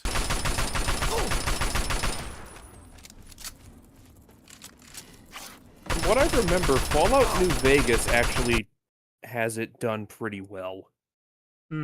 Well, a With lot mo- of the level up system has you like right with like benefits and then a drawback to that level, to that skill. I mean, like, Well, it depends which perks you're picking. mm. And number 13 is field skills. You ever play a game that incorporates some kind of arcane mechanic? What was that? Field what? Field skills. Field skills. So I'm Number assuming 13 is- shit like cooking. Oh, I'm assuming shit camping. like Yeah. cooking Or mechanics whatever or have you. just Crafting, I guess. yeah, like foraging in games that aren't really built around that. Like how they tried to add survival mechanics to Skyrim. Oh, right. Field skills. You ever play a game that incorporates some kind of arcane mechanic that's poorly explained, barely makes any sense, and ultimately feels tacked on and pointless? This That fucking mechanic is animation. that, Oh, only sorry. somehow about 100 times worse. Xenoblade Chronicles 2 is a game where nobody said no when they really should have. The entire in-game gacha system is weird enough, but then you combine that with the baffling field skill stuff, and you have this entire chunk of the game that most players will just never engage with. Rightfully I have so, no idea too. what he's talking about now. I no, don't I play don't gacha know. games. It's like, yeah, I have no clue. It's like you need to explain yourself. So I thought he was I- referring I- to hold- the thing Redacted said, but it seems like a level up Yeah, he's tree not. thing. I don't know. All right, He's Who knows? just- all right. So Let him talk. can you please rewind because I have played some of Xenoblade Chronicles 2. Oh, okay. Okay, I'll go back. We've Some got our kind of experts in arcane the chat. mechanic that's Sorry, poorly explained, I was barely looking at the makes any waifu sense, stuff. and ultimately feels tacked on and Oh, look pointless. at that animation. This mechanic is that, only somehow about 100 times worse. Xenoblade Chronicles 2 is a game where nobody said no when they really should have. The entire in-game gacha system is weird enough, but then you combine that with the baffling field skill stuff, and you have this entire chunk of the game that most players will just never engage with. Rightfully so, too. The So- idea that certain characters are needed to unlock specific parts of the map using Okay, hold on. Oh, Let him continue. Hold on. specific skills, it's something the series just didn't give up There's, on, like, as two the different third things game going had a on similar here. mechanic, but the difference is that there aren't different levels of skills, and they can only be acquired using those skills on lower level field skill checks or just by being lucky. Most players are not Field skill checks. I'm confused. okay. So I understand what he's talking about. It's like some areas are level locked to certain characters knowing a certain skill. Yeah. Like right now, he's using this character to burn a passage thingy into the bridge. Oh, Okay, I get it. I don't know why you would call that a field skill, but okay. Is he talking about skills that are only relevant for like, For, like- one specific obstacle and for nothing It's like else? progression. Yeah. Yeah, which probably means he's going to include Pokemon, probably. yay! Wouldn't Metroid fall HMs. under this? No. Oh, I Yeah, because hope like he certain skills unlock certain areas. No, because field skills would apply to RPGs, wouldn't it? And I Metroid guess is not. anything in general Well, that well, has no. the mechanic. Well, yeah, it's sort of like how Tomb Raider, the new Tomb Raider, has field skills, and because you need certain survival skills, but it doesn't lock you from any areas though. So it's just kind of like, huh? I just don't know It's like that. a Like, I think oh, HMs is a great example. Yeah, where it's I like, was about to mention that. mm-hmm. Just like moves required to progress. Like, all right, so rock smash or treat, like cut, It's sort of like surf. what was it like in Gen 3? It's like there's that meme of like welcome to the Hall of welcome to the Hall of Fame, and there's one ziggurat or not ziggurat zigzagoon. Like, Yeah, you have your yeah, you HM did it. slave. You're in the Yeah. Hall of Fame. Oh, Not going to be lucky, and most of these skills will go unused, which would just be kind of annoying if it was to unlock something basic like resource nodes or something, but a lot of these field skills are necessary to unlock segments of the map that just you need to eventually go to. okay. He really likes using that fallen tree example. So it kind of makes you wonder if this is And the number one 12 is example he main has footage for. Yeah, it's like that. And if That that's was the it. case, then That is was it a really big kind of deal? confusing for me because I'm like, I'm I mean, still me and not. Falco just named off 3 examples off the top of our heads. It's just kind of funny how like I can put a pin in that category, but I can't really explore it. You know, it's kind of Yeah. like I don't know what he said. Like, what So happened? It's like, the idea is that I imagine RPG, right? They have limited move slots, and one of them's being mhm, taken up by an ability that burns trees, mhm. blocking your path. I And like it's when probably they weak against enemies. I guess that's the implication here. I like it when they made HMs just like other things. It's like you want to push boulders here. We're gonna give you an emergency like rodon that like drills through things. It's like Oh, okay, all right. And you want to you just fly? summon one somehow. Yeah, Yeah. yeah. That's the thing. I Like, will say I like yeah. the taxi you can call in Sword and Shield. Like a bird just comes to you and picks you up. Yep. And then there's like I wouldn't mind HM if they took over like abilities. That'd be something else too. It's like you want to take the abilities out and just use it for cut. Instead of struggle, you use cut. It's like, oh, Yeah. okay. Because here's the thing, waterfall is still a good move. Not waterfall, I mean surf. Surf is still good. It's the best Ooh, HM. true. Like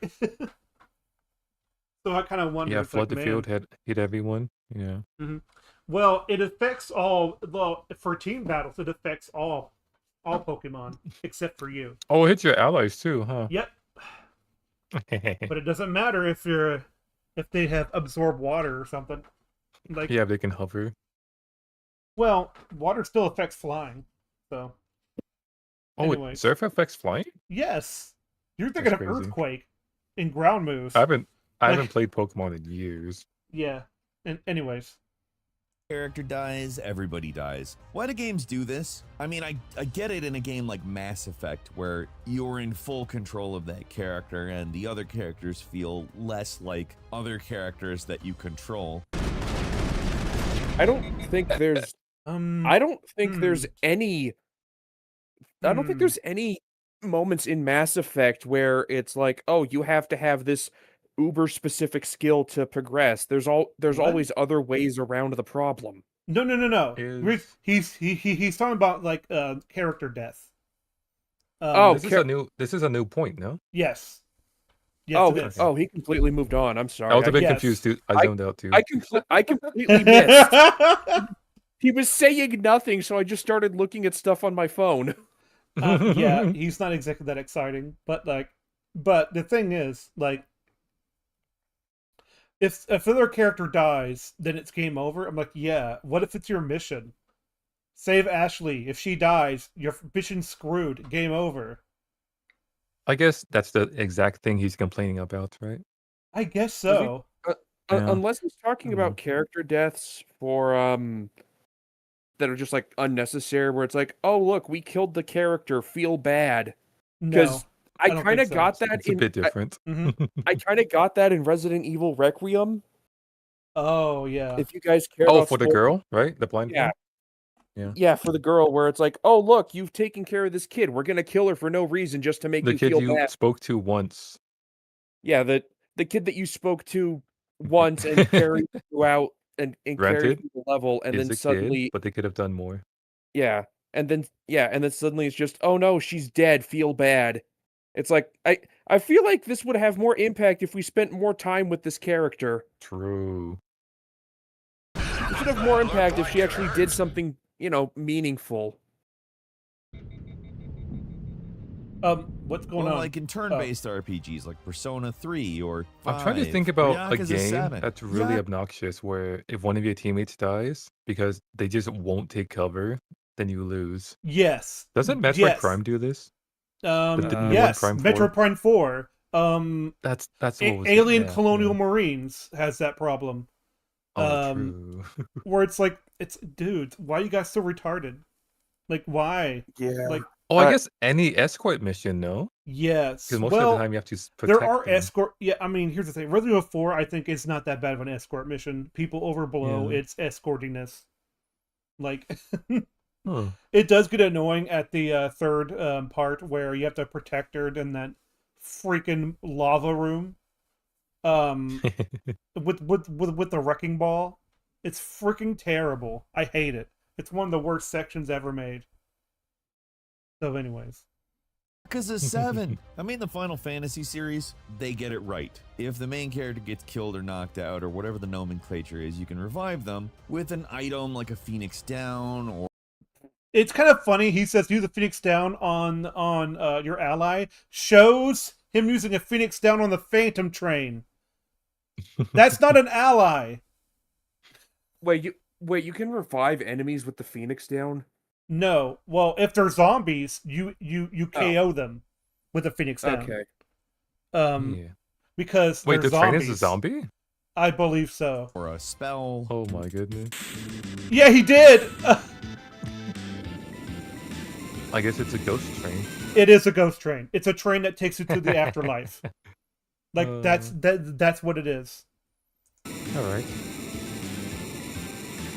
Like revive or whatever. If the entire party gets knocked out, it's game over, and that makes plenty of sense. If everyone is down, nobody is left to revive anybody. I mean, to some extent, you might expect the sort of backup party to eventually search for them, maybe find them and use some Phoenix Downs, I don't know. But that's, I mean, getting a little bit out of the purview of what you would want to do in a video game. Mechanically, it makes sense. But then there's games with this mechanic where your companions can go down normally, but if you, the protagonist, Joker, if you go down, it's immediate game over.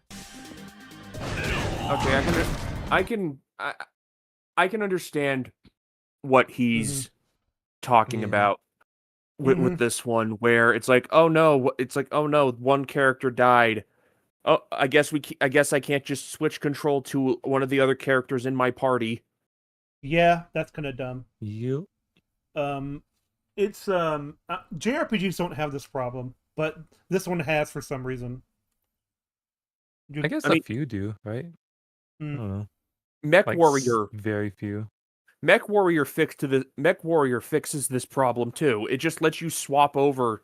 If your own mech gets destroyed, it lets you swap over to one of the other characters in your team. Ooh.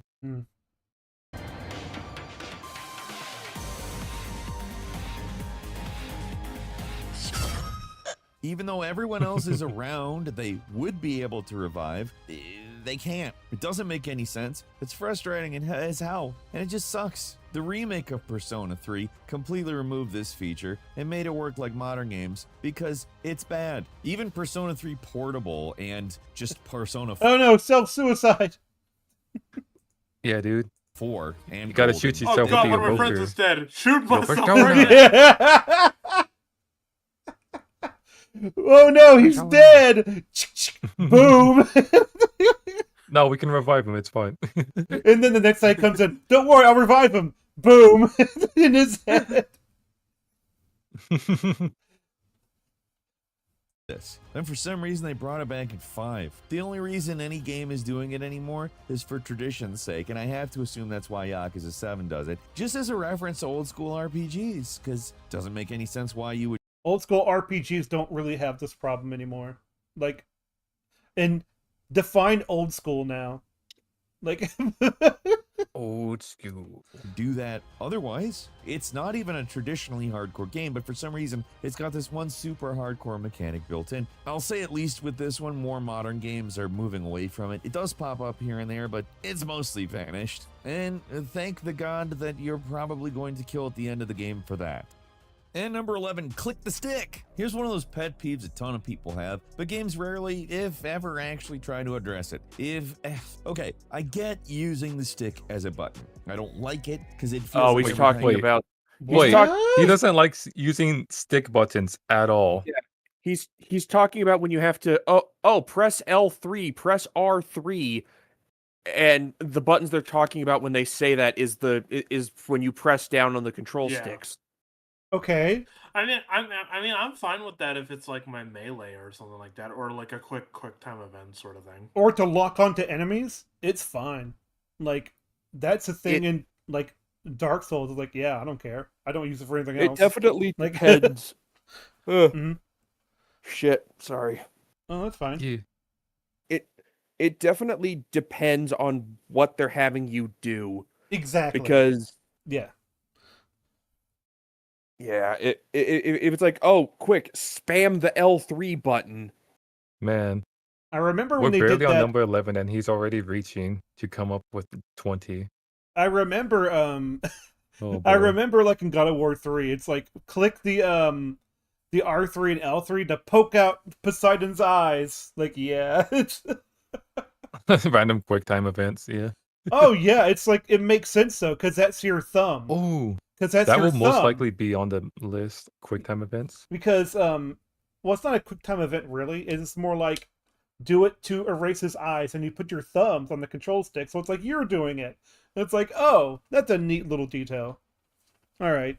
Oh, When you click that the is stick, nice. it degrades the overall quality bit by bit, but as an additional button for a function that's meant to be used sparingly, I get it. The problem I have is with games that make you click it constantly. It's like if there's a game where you're like sprinting everywhere, or in Souls games where it's used to lock onto targets, or in certain open world games where you use the stick to activate detective vision. That gets annoying, especially in games where Why is that annoying? I'm sorry. I just, It really I doesn't. honestly, I don't know. It really doesn't. Especially in Souls I can't even games. call this a skill issue. I don't know what to call this. Especially in Souls games, it's not that big of an issue. Like, if you can't handle that, then you're a Hey man, game. for some games, Are you a whatever's gaming on the stick, privileged? it's just not necessary to Like, be on a glyph. I don't know any game that has you click the stick all the time. I can't think of one, actually. Does Call of Duty have clicking the stick to melee, or is that a different FPS? No, you can switch it to a button if you want this. Oh, okay. If you want it, you can put it on there. That'd be if it's easier for you. Like, but Not that you melee that often in Call of Duty, but yeah. yeah, they kind of turn it into a 2-hit kill instead of a 1-hit kill, which is like insane. That's Like, why- right, they did. It's like, why do I want to melee then? It feels dumb. Yeah, that's kind of pointless. I just switched to my No, pistol. it's Titanfall. Titanfall does it. You click in the stick to melee. Oh, Titanfall 2 is great. Anyways, detective vision isn't a toggle, you have to I mean, it spam makes to sense. keep the vision going. Like, Man, what your is that- thumbs oh, usually isn't at it a anyways. toggle? Oh, okay. So you have to click on it to move it. Yeah, that would Is be this annoying. Assassin's- No, it's not. No, this is Ghost of.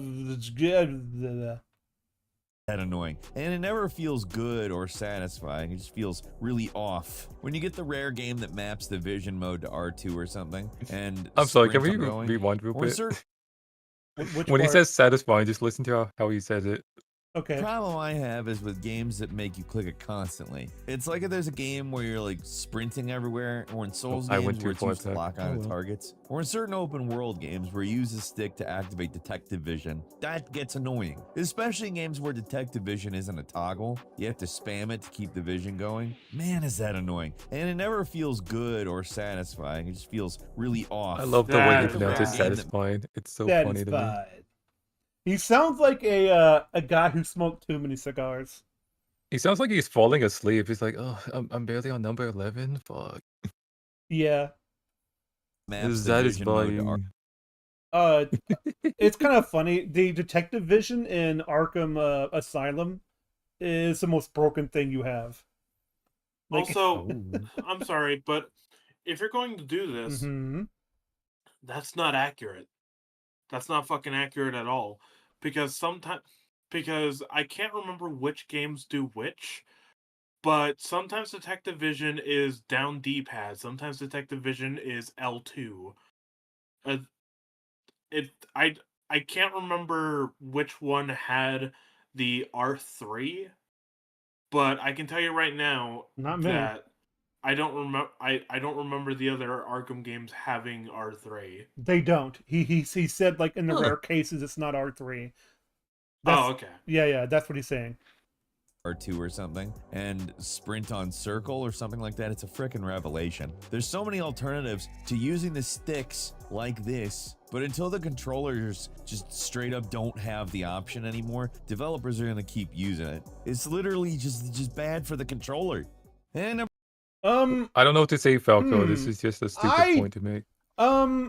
I can understand what he means. Yeah. Where it can cause damage to the controller if you're doing it way too much. But like, I don't. couldn't the same be said about pressing any button on it? Well, No. yes, but also no. Yeah. I would say yes because the D-pad's But always fucking Matt, break shut on up. the controllers. Let me finish my sentence. The thing with the sticks is they also have to be able to move. So so if you try to if you incorporate the whole press a button on the stick, it's going to be a lot more fragile than your regular button would be. Yeah, I kind of agree with just that last part, but it's almost like, really, that's all you had to say on that matter? It just felt empty. I don't know. It just feels like a top 20 thing to put on in the background. It's like, okay, Yeah. I guess I agree with that. Sort of. That describes Hopefully number 10 is not filler as well. Sort of sentiment, you know. You saying, "Oh, this is a top 20 thing just to put on in the background." I feel like you just described this entire guy's channel. Watch Mojo? He's gonna sue Watch somebody. Mojo. No, the other one, Game Ranks. Oh, Watch yeah. Mojo, Game Rank. Just all of these No, they're all the same. top 10, top 20 shit. I don't even mind doing top 10 things. It's like, man, I'll at least make them interesting. Maybe I'll make a top 10 or top 20 video one day. Don't know on what though. It feels very sort of content brain sort of thing to do. Number 10 is mandatory stealth segments, especially in non-stealth games. Game mechanics don't get much more hated like this, and if anything, they might even be hated a little bit Oh too no! much. It's Outlaws! They might be hated a little too much, shows one of the worst games. I What game do is he agree talking about? with like, No, not what game. What mechanic is he talking about now for number 10? stealth Mandatory stealth mechanics. in non-stealth games. Yeah. Well, he said especially, so I it's not hate excluding it. I it. do It's hate just- this. This is something I Yeah. hate. Yeah, I can absolutely understand Because like why this. Mary Jane, stealth sections. It's like, Oh. yay! I'm so glad. Yeah. Is that the game where she has a taser and she just wins? No, that's the second one. Oh, okay. What else is there? Legitimately overpowered. I give Call of Duty a pass because like Black Ops does have really, like first-person shooters in that game, and that series is actually pretty good at stealth, making you feel stealthy. So it's like, all right, that's cool. Let's see what else. Well, adventure games having stealth sections, yeah. Uncharted 2 has a very good stealth section though. Like, to be fair, so. The opening of that Gollum game where you're walking through the bushes. Gollum. It's supposed to be a stealth game. This? Yeah. It's supposed to be a stealth game. Even though its stealth is fucking awful. It is. Its stealth is blackface. Yeah. I guess on the face of it, it kind of makes sense, right? Because Gollum's supposed to be like a sniveling character. He's a fragile little thingy. Yeah. Yeah. Oh well. Like, even if it's for a good reason. But then you wonder why they Not made the game at every- all. So. Oh, GTA stealth missions. Those suck too. Yes, please. GTA. Yes. I never had. Oh much, yeah, they do sometimes. Yes, Yeah. they do. I never had Completely much. forgot. I never had much problem with the stealth missions in GTA 5. I'm just saying some stealth missions are just like, you're not built for this, are you? It's like, no. Unnecessary stealth segment is automatically terrible, but I can't blame anyone for feeling that way because of how common and ubiquitous the Terrible Force stealth segment was in gaming for a while there. It was a scourge. Every half-baked movie-based game has them. For some reason, so many games wanted stealth, but they didn't want to put in the work to have actual mechanics, so they just made it really simple and binary. You either don't get seen and you win, or you do and you lose. Wow, it's kind of funny. That fits so well. Yeah. When he says, "Oh, you either get seen, and you either don't get seen and you win, or you get seen and you lose." I'm just remembering the clips that we've seen of Gollum. Yeah. Because what's that? It actually got worse as the Insomniac Spider-Man games went on, because in the first game you had plenty of stealth. You had plenty of stealth missions that's just like, all right, don't get caught. Just wipe up these guys. You're good. And then you have the Spider-Man Miles Morales and Spider-Man 2, where they're just like, if you get caught, we don't really fucking care. In fact, you don't even need to use the stealth almost every fucking time. In fact, I don't even know why we put the stealth in Miles Morales and Spider-Man 2, because we pretty much built the mechanics around to where it's better if it's better if you just do regular combat. I've always liked doing the stealth of pardon me, sir. The of like the Arkham sort of thing where you hang them upside down and stuff like that. So that's how I felt about Spider-Man when I did that stealth. I'm like, I'm gonna do as much as possible. So yeah. Why are you staying there? Oh, you're trying to sneak up on him? Oh my gosh! It's such a delay. Oh. No, it's like, hey, wait a minute. Even games as Stop right there! Oh my gosh! Spider-Man games somehow found a way to slide in some. She, because if you looked at that, he was looking the wrong way. So I'm just imagining he was like, all right, fine, you caught me. And it's like, stay right there. Grabs the air, puts handcuffs on it. All right, you're coming with me. K-Vest is like, the fuck? And she still gets dragged. Like, what the heck? It's like, help! It's force powers, don't worry.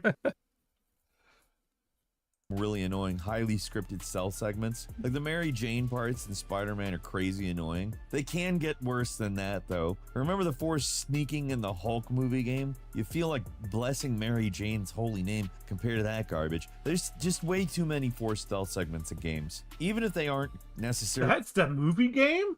Oh my gosh, it looks terrible. That's from PlayStation.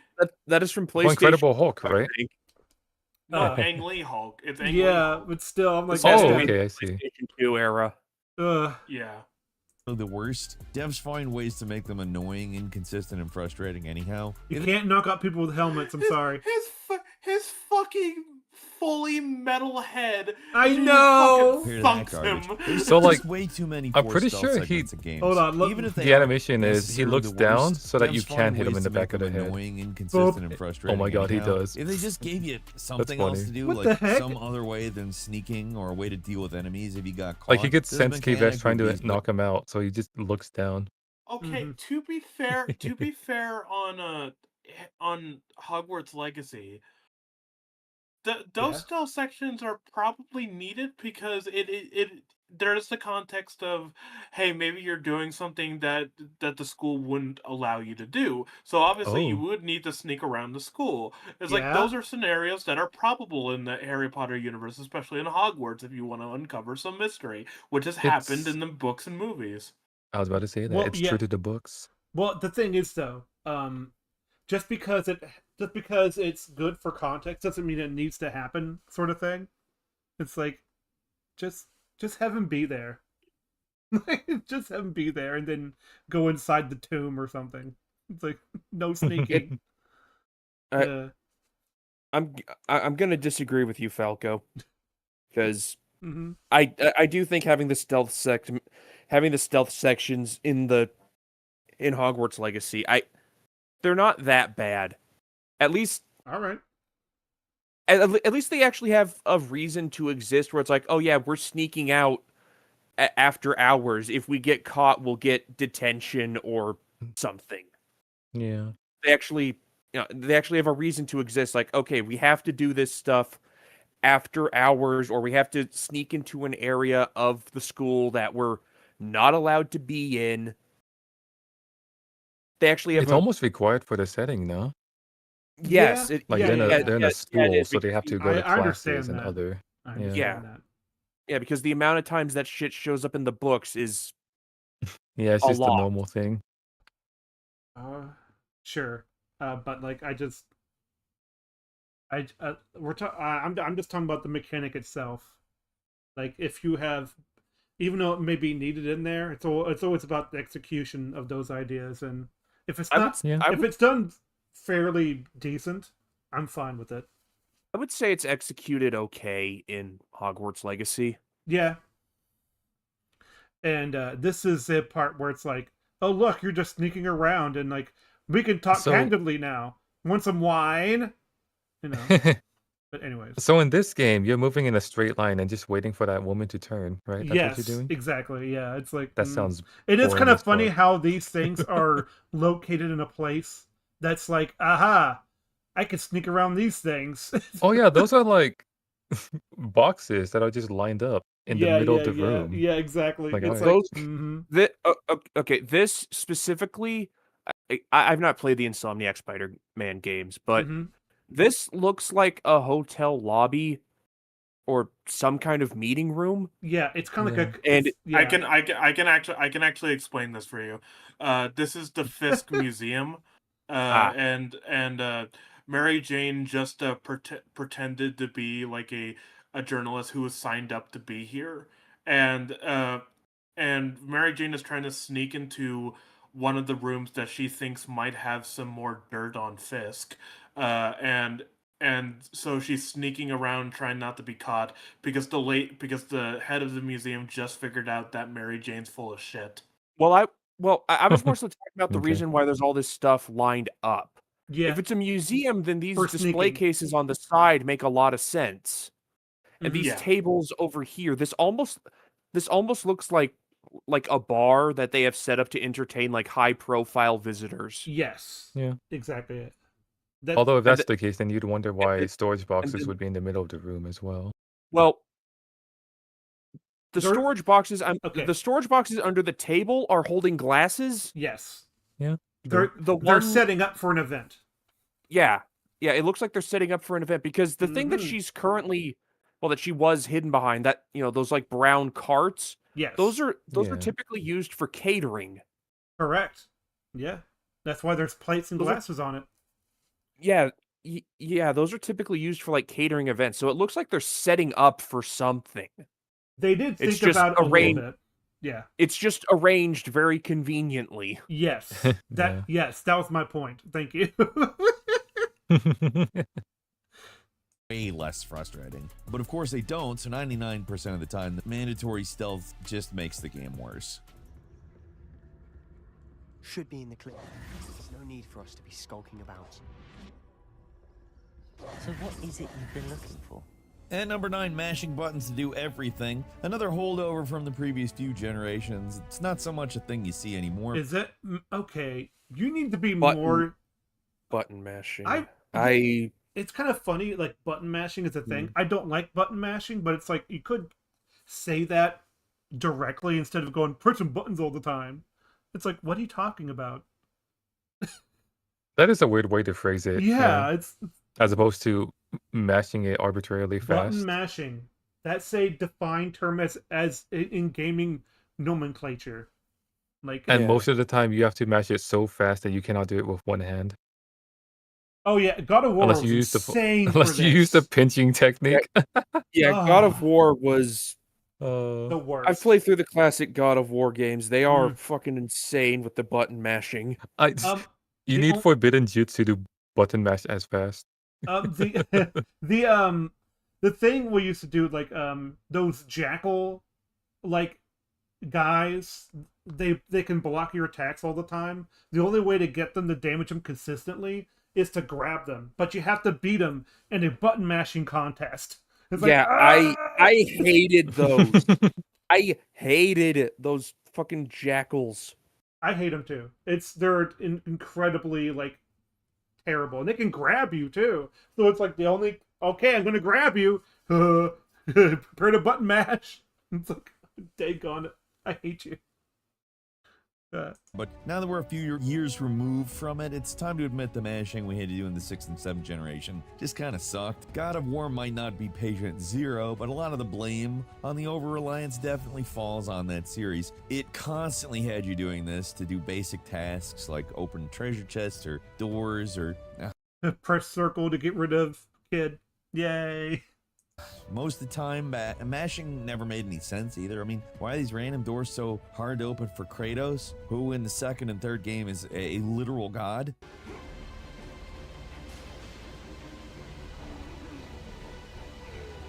I'm pretty sure in the 2nd game he is stripped of a lot of his power.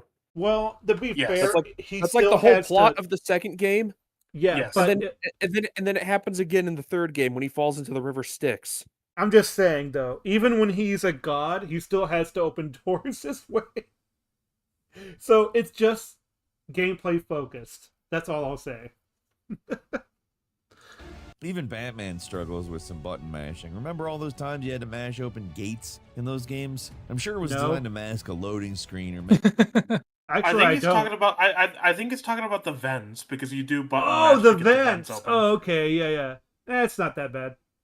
Make it less obvious or something, but that's probably why a lot of these games did this, and that didn't make it more fun. Like, knowing that makes it actually seem dumb. These days, most games give you the... I forgot about that. Okay. Be gone, girl. No. The whole reason why they're having the button mashing thing for Kratos pushing his daughter away, I know it's why. to show how hard it is for him to do, like, emotionally. No, I get carries that. It carries the same weight as all the other shit that he's been having to do the button mashing for. No, I get that. It's still just funny to me. It looks silly, yes. Yes, yeah. But and turn button mashing into something less annoying like button hold, but you still do get that every once in a while. For every legendary example of button mashing in games like the torture sequence in Metal Gear Solid, where it actually kind of feels like it makes sense and works, you got about a dozen examples of it done wrong, not satisfying, and doesn't make sense. And number 8 is box pushing. Pushing things so that you can push other things is older than the entire video game industry itself. Block pushing games are their own genre.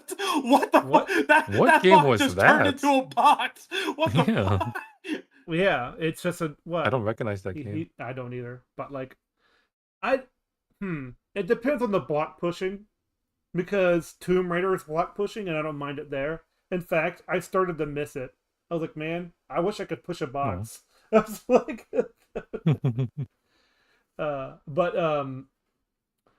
yeah, it kind of depends. Like, I think God of War is the worst box pusher of them all. Like in the past. Oh, it takes forever to push a box. And then you push it with your leg, and then it's like, yay. It's like... I don't remember ever really having that much issue with it. The first ever escort mission is a box, because you have to have it in order to climb onto the thing from the archers, and you have to protect the box. It's insanely stupid. Like, There's literally hundreds of Sokoban games out there. It's kind of impressive because for as often as this mechanic appears in games, and for how many games there are where there's literally nothing else to do but push blocks and solve puzzles, nobody actually likes doing it. Everybody hates block/pushing puzzles, but so many games do it. There's never really a need for a Zelda 1 style dungeon puzzle. There's a lot of people in the world. I'm sure at least 1,000 of them like doing it. Well, the thing I don't like about box pushing is that if it resets it when you leave the room, it's like, why would you do this to me? It's like, it took me so long to do that. But hey, whatever Zelda you're playing, you're gonna get one. The Legacy of Kain is half combat and exploration, half box pushing simulator. Something even as new as Final Fantasy VII Rebirth has some pretty awful slow segments where you're forced to push around a box, or I guess a Mako gas vacuum. I don't know. It's a vacuum. You vacuum up some Mako gas. It's basically a box pushing puzzle. It's just something the games industry refuses to get rid of for some reason. Something I do find funny about his God of War 3 example that he keeps showing. That level, you're inside of one of the gods. You're inside of Gaia, the goddess of the earth. So you're just casually rearranging her anatomy. Yes. I just love that. It's like, yeah, like I said, it's like, and plus you have to turn the thing in order for the climb up. You can't just switch it. So it's like, there's more to it than that. You have to turn it. So it's like, how do you do that? Well, it's pretty easy. Like, anyways. I will say, in certain games, like Sonic Unleashed, the box puzzles are very annoying because I'm playing Sonic and I'm supposed to be running fast. Oh, well, don't you like it when you turn into a werewolf? Well, I guess it is a werehog, but still. A werewolf. A werewolf. The fuck's a werewolf? Oh. For that, look, Whale, you just so happened to turn into a werewolf. Whale. Look, Mario, a question, Luke. For that one person out there, that's for you. All right. The one person who gets that reference, yeah, you're probably never gonna even watch this video. True. This is. Plague of Tower of Hanoi puzzles, but box pushing is just... Tower of Hanoi. Tower of Hanoi. Balan Wonderland. Me. Why do I remember that? For goodness sakes. I mean, okay. What, Wonderland? No, it's not Wonderland. Oh, okay. Hanoi. Okay. Oh, I get it. A city in Vietnam. The Tower of Hanoi is an Oh, never mind. It's in other things. I'm sorry. Hanoi is a city in Vietnam, Falco. Well, it's also a thing in Yu-Gi-Oh! Vrains. Tower of Hanoi. It's used to disrupt disrupt the internet. Oh, it's the capital of Vietnam. Or it was. Too elemental, too ingrained. I think it got renamed after the war. Completely get rid of, I guess. No matter how hard we all collectively wish. Oh no, you have to push blocks. And number 7, quests that unlock whenever they feel like it. Cyberpunk 27. Hold on, I'm gonna go back a little bit. I didn't. Yeah, I didn't hear what he said. Neither did I. Quests that unlock when they feel like it. And number 7, quests that unlock whenever they feel like it. Cyberpunk 27. Oh, excellent I understand what he means. When they feel like it. Where, well, with Cyberpunk specifically, with the fixers, with just the random jobs that you can get, they don't. It's not just okay. They're all unlocked, or it's just okay. You do one, then another, then another. There's just chunks of them. They unlock, you complete them all, and then you have to wait until later in the game before more unlock. Ooh. Oh, yeah. It's like, I know a bunch of open worlds have that sort of thing where it's like, I know Elden Ring does. Oh, yeah. Astrobot does too, where it's like the whole thing of like, you can't do the completed bots unless you go to a new galaxy. It's like, Pixel Fighting Part 3. Yay. So it's like, let's see what he defines it as, because it's probably going to be wrong from mine. One very annoying thing that's becoming an annoying trend in some modern games. Instead of making it so a quest will appear immediately after wrapping up the preceding one, you have to wait around for the quest giver to call you or something. It makes receiving quests... This is an open world thing. That is a definitely thing I don't like. It is definitely an open world thing where I'm trying to think. It looks like her head is just a red square. That's because she's wearing a hat. I know that. For goodness sakes, it's not literal. But anyways, the I can understand why this would be in a game where it's like, okay, we want to make it feel more like immersive, so we're gonna give, there's gonna be some time that passes between the quest doing one part, these other characters are going off to do something else, and then while they're doing something else, you go do something else. But the main problem that I've noticed with Cyberpunk when it does this is if you don't actually do those quests, like if you just sit around waiting and don't do any quests, the people don't get back to you until you've done a set number of like other Radiant quests. Things. Yeah, that doesn't make sense to an open world, especially one where time passes. Like, yeah, if it was just on a timer base where it's like, okay, 3 in-game days have passed, we're gonna call you again, then that would be fine. But no, it's like, oh, go do other stuff. But okay, what if I just want to wait around and just do stuff? You die of old age. Yeah. Feel a lot more immersive, and it gives an in-universe reason why you're doing something that you're doing. I mean, oh my gosh. Got the, like, pull a gun. So, it's almost like it's on a trigger. Yeah. Yeah, I'm gonna be honest. This is completely off topic, but in this quest, get fucked is probably the best answer you can give this bitch. Wow. But actually, some of these quests. What? Where'd Johnny Silverhand go? Is like, what? He dodged. He's a hallucination. Yeah, he he's is? a hallucination. Oh, he is? Yes. Oh. Johnny Silverhand throughout the game is a fucking AI copy of the original dude who lives only in your head. Neat. Yes. Pulling teeth. The problem it's is actually a cool concept. Yeah. Yeah, it is. There's a man in my head who tells me to go fuck really myself. Properly. What the heck was that? Player. Oh, okay. This is where you have to stop a deranged fan of a pop star from killing her. It just looks like you're, I don't know, this animation is really awkward. And there's no weapon. It's because you're trying to do it quietly. So you're mostly left. You also have to do it without the pop star noticing that you're actually defending her. You have to pass time and drive an arbitrary amount of time until the person contacts you. But in other games, it works differently. There's no rhyme or reason to when or if you'll be able to continue the quest chain. This game has so many glitches. Oh my god. There is a reason. Well, the original release had the original release had a lot of glitches in it. A lot of glitches.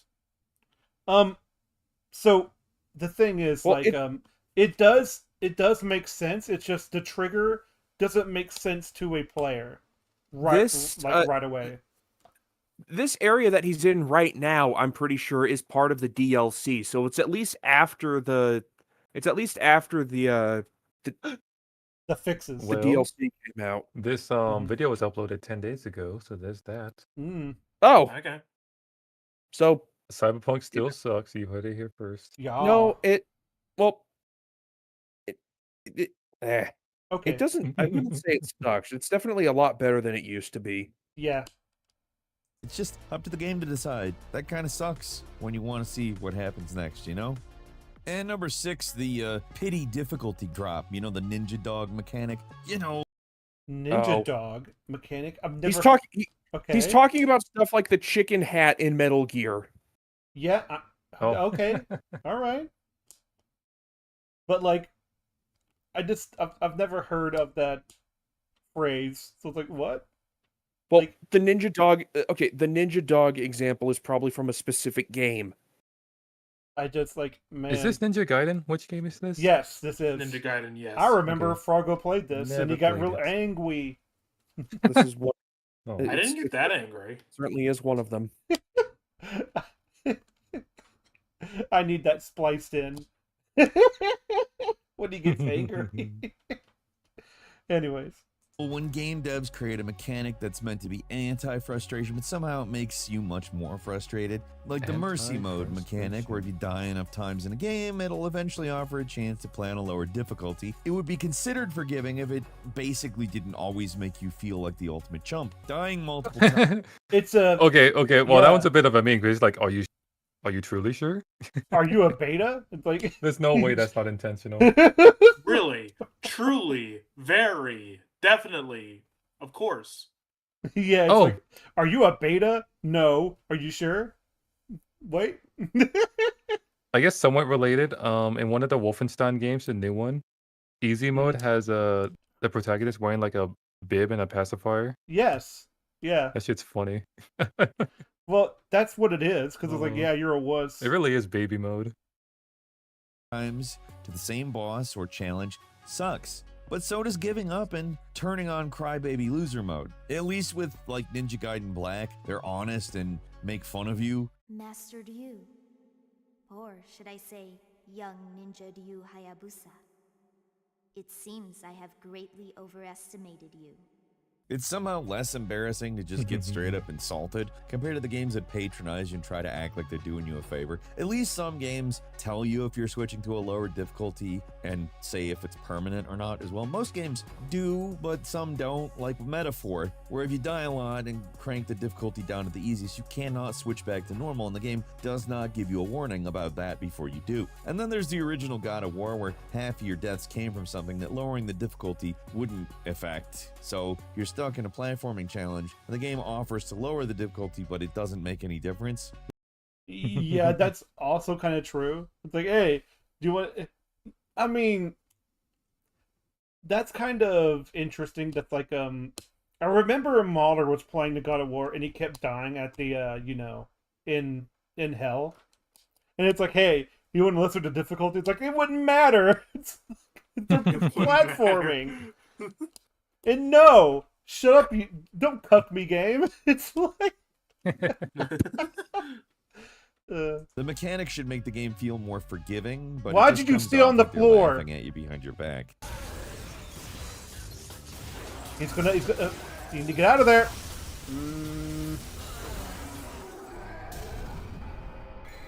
And number 5 is easy mode. So that's the thing, though. It gives you easy mode if you die enough times, but it doesn't transfer to easy mode. I'm sorry, That's just the the way thing. it shows just the way it shows. It's just easy the way it mode is mocks now- you, I guess. Yes. Yeah, the way it shows easy mode is selectable. Like if you just replace the wording it with just you die and it just appears cuck. Cuck mode is activated. Force motion controls. Yes, we are past the era, but if you ever want to go back and play a game on the Wii or the Wii U, or God help you, the Kinect, then you know the frustration that comes with games that force you to use motion controls. There are a lot of games that give you options here. Not every Other M. Oh my gosh. I guess. Other M. Oh my God, it's Other M. Holy shit. Yep, it's Other M, guys. Guys, it's Other M. I guess I Holy never. Fuck. Oh my I never had. Dobson. I never had this as a problem because motion controls would We just. got Other M overwrite, here. you know? See, nobody cares. See, nobody cares. Wii game But was yeah, Other tracking M. Am I right? motion now, but a lot of games gave you the option. I the do classic- agree. Donkey Kong Country Returns should not have He more. tried to blow on the fucking bird. Yes. What was He was like, what was he doing? He was there? like, "What are you doing to my butt, Donkey Kong? Nothing." It's a controller or an alternative control. I don't scheme like of that some about 2D sort, platformers besides anyway. the standard motion controls, way better. Some Switch games use motion controls, but basically all of them allow for more traditional control options. And I am is he not just complaining about those. motion controls? Yes. Yeah. Yeah, he's just complaining about motion control. Which, look, I know motion controls can be annoying, but sometimes they're fine. Like Mario Galaxy is like the motion controls are mainly used for just getting the currency easily, and you know, all you got to do is just shake the Wiimote just a little bit. It'll register. or either way when you want to do the spin jump. And I've been playing some Rabbids Go Home. That one's pretty simple too, with the motion controls. So it's you can do it with a some, controller. sometimes motion controls are just very passable. No I problem. will say, Splatoon with motion controls is the way to play. Like, it is not the same experience to play it with a stick. I'm a squid now. I'm a kid now. The Yeah. games I'm complaining about are the ones that just straight up forced you to use motion controls, especially when there wasn't really any reason, and they could have been controlled through traditional means, like the original. What was that? I'm sorry. That's He's not even showing the parts that he's not even Hold showing on. the parts of Other M that just do straight require up motion forced you to controls. use motion controls, especially when there wasn't really any. Well, that's because like whenever you want to pat the ground, you have to use motion controls. It's like No, I'm talking about Other M. He's not Yeah. using any Other M footage that uses motion controls. Isn't that what the aiming is? Motion controls? Yeah, no, that's the first person aiming in Other M that requires motion controls. Okay. Reason, and they could have been controlled. What is that? Is that that better not be Ridley? That's not through Ridley. traditional Oh, means, thank goodness. like the original Donkey Kong Country Returns, where you had to waggle the stick to roll and do a ground pound when you could have easily just assigned those actions to a controller, or Metroid Other M, where you had to point the Wiimote at the screen to fire missiles. Yep, there it is.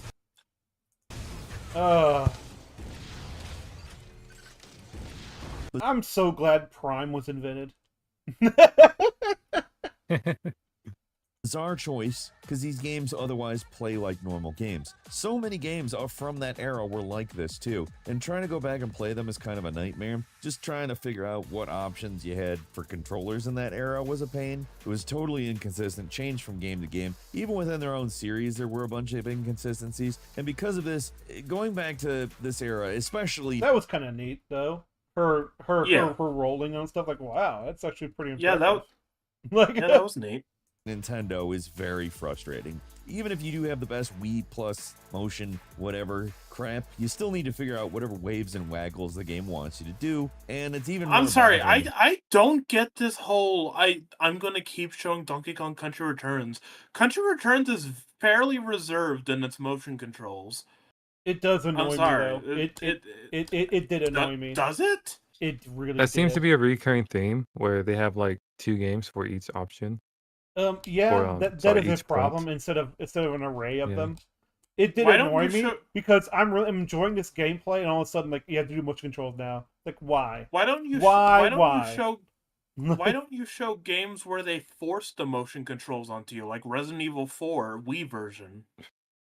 Oh, I've never had that problem with the Wii version. I used a controller. Right, but I'm talking about like I'm talking about like ports that didn't need motion controls, but they force in the motion controls anyways. I don't know if 4 did that, like, because Resident Evil 4 yet. I played the whole thing. I put the whole thing without a for the Wii. That's what I said. I never used motion controls for the Wii version of Resident Evil 4 ever. Oh well, they were a thing, so. Well, yeah, because it's for the Wii.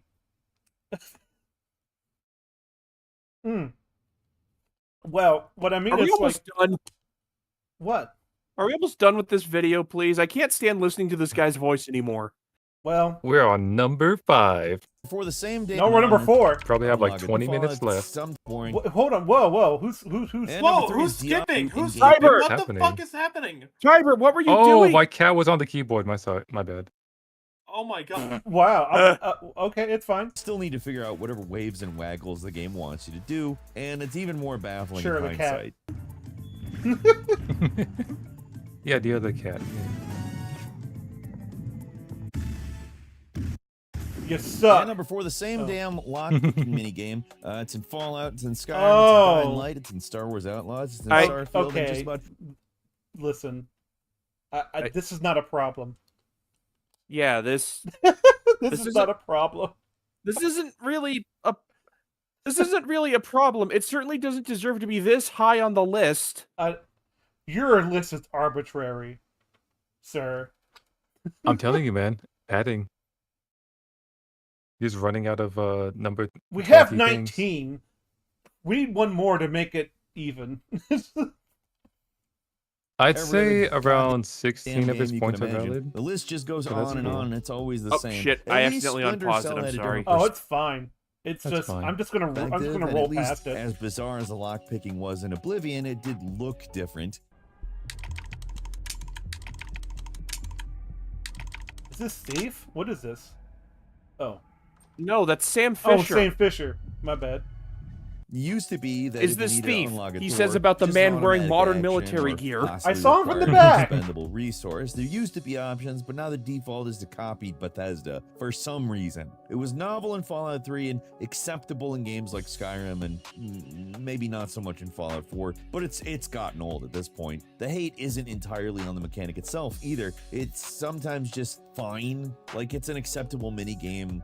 Oh my gosh. That's kind The of zombie. creepy. Yeah, it's like, That's some cool animation. are they Yeah. ghouls? Or No, this Oh. isn't Fallout. This This is not is. Fallout. okay. I don't know what game this is, but those are not Oh. ghouls. Oh, I know. Is this Dead Island? Probably. Times, maybe with specific doors, but man, does it pop up too often. Everybody's sick of it. It's tired, it's boring, it's annoying to have, and you just do anything else. Like anything else, game devs. Anything new, because these lame lockpicking minigames are just less than nothing. I love the footage of him And number opening 3 is doors that don't have Diablo. locks on them. Yeah. It's kind of funny. Like, oh, Yeah. just get the door Also- footage. Yeah.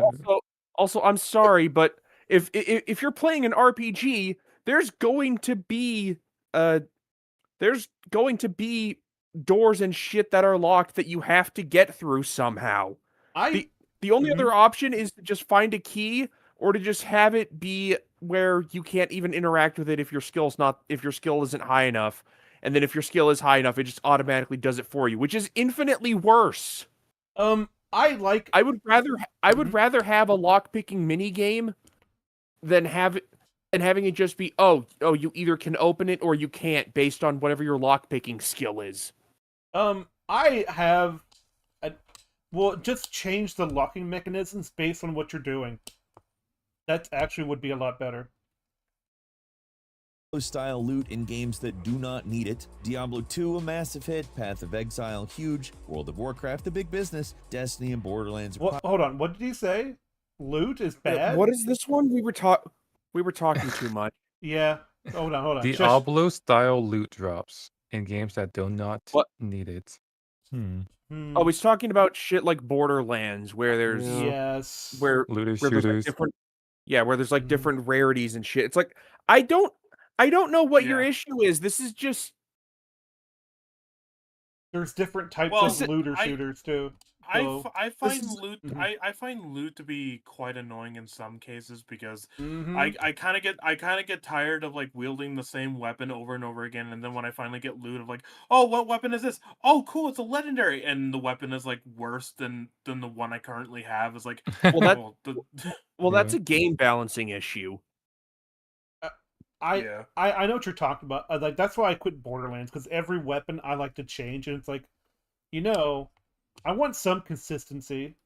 I want to pick up everything. It's Yeah, it's like you constantly change your gameplay style, which is interesting. Yeah, it is interesting, but it's or also annoying like, depending on. I kind of just want to like, I don't know. It feels defeatist. I'm like, but when it comes to like Dark Alliance games, it's like you pick up a new weapon. It's like, what is it? It's not any good, but I can sell it. It's like, Well, you can do that. I'm pretty sure you can do that with Destiny.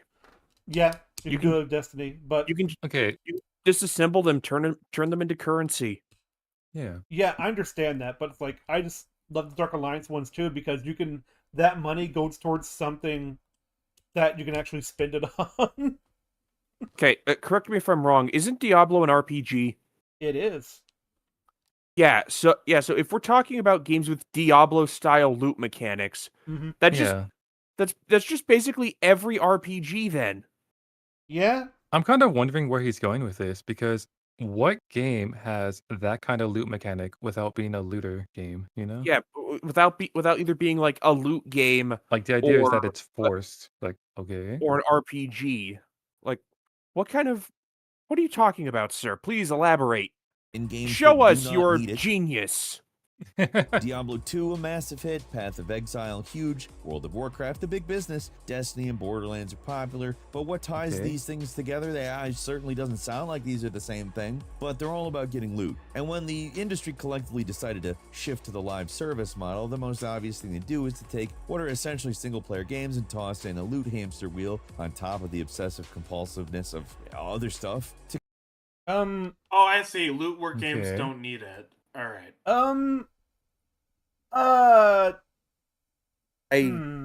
Okay, listen. I don't mind being like a loot box system in a single player game because that's essentially what a looter is. Like, he's not talking. No, he's not talking about loot boxes. I know he's that. talking about just let's just throw in loot. So whenever you kill these enemies, they drop. No, loot boxes are not similar at all. Loot boxes are just gambling. Yes. But like in some games that give you like rarity graded weapons. Yes. That would be a looter, no?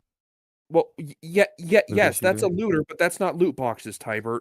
Yeah, yeah, they're very different things. But like essentially an enemy becomes a loot box. Where it's like they have but if you're always guaranteed something that could be useful to you. It's not completely random. Like, you know. Okay, I can understand kind of what he's saying because you will run into this with some of the later Assassin's Creed games. Epic helmet.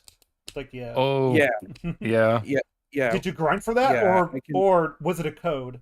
It's like I can absolutely understand. No, you can buy it too. With this, where you can just end up with an inventory full of shit.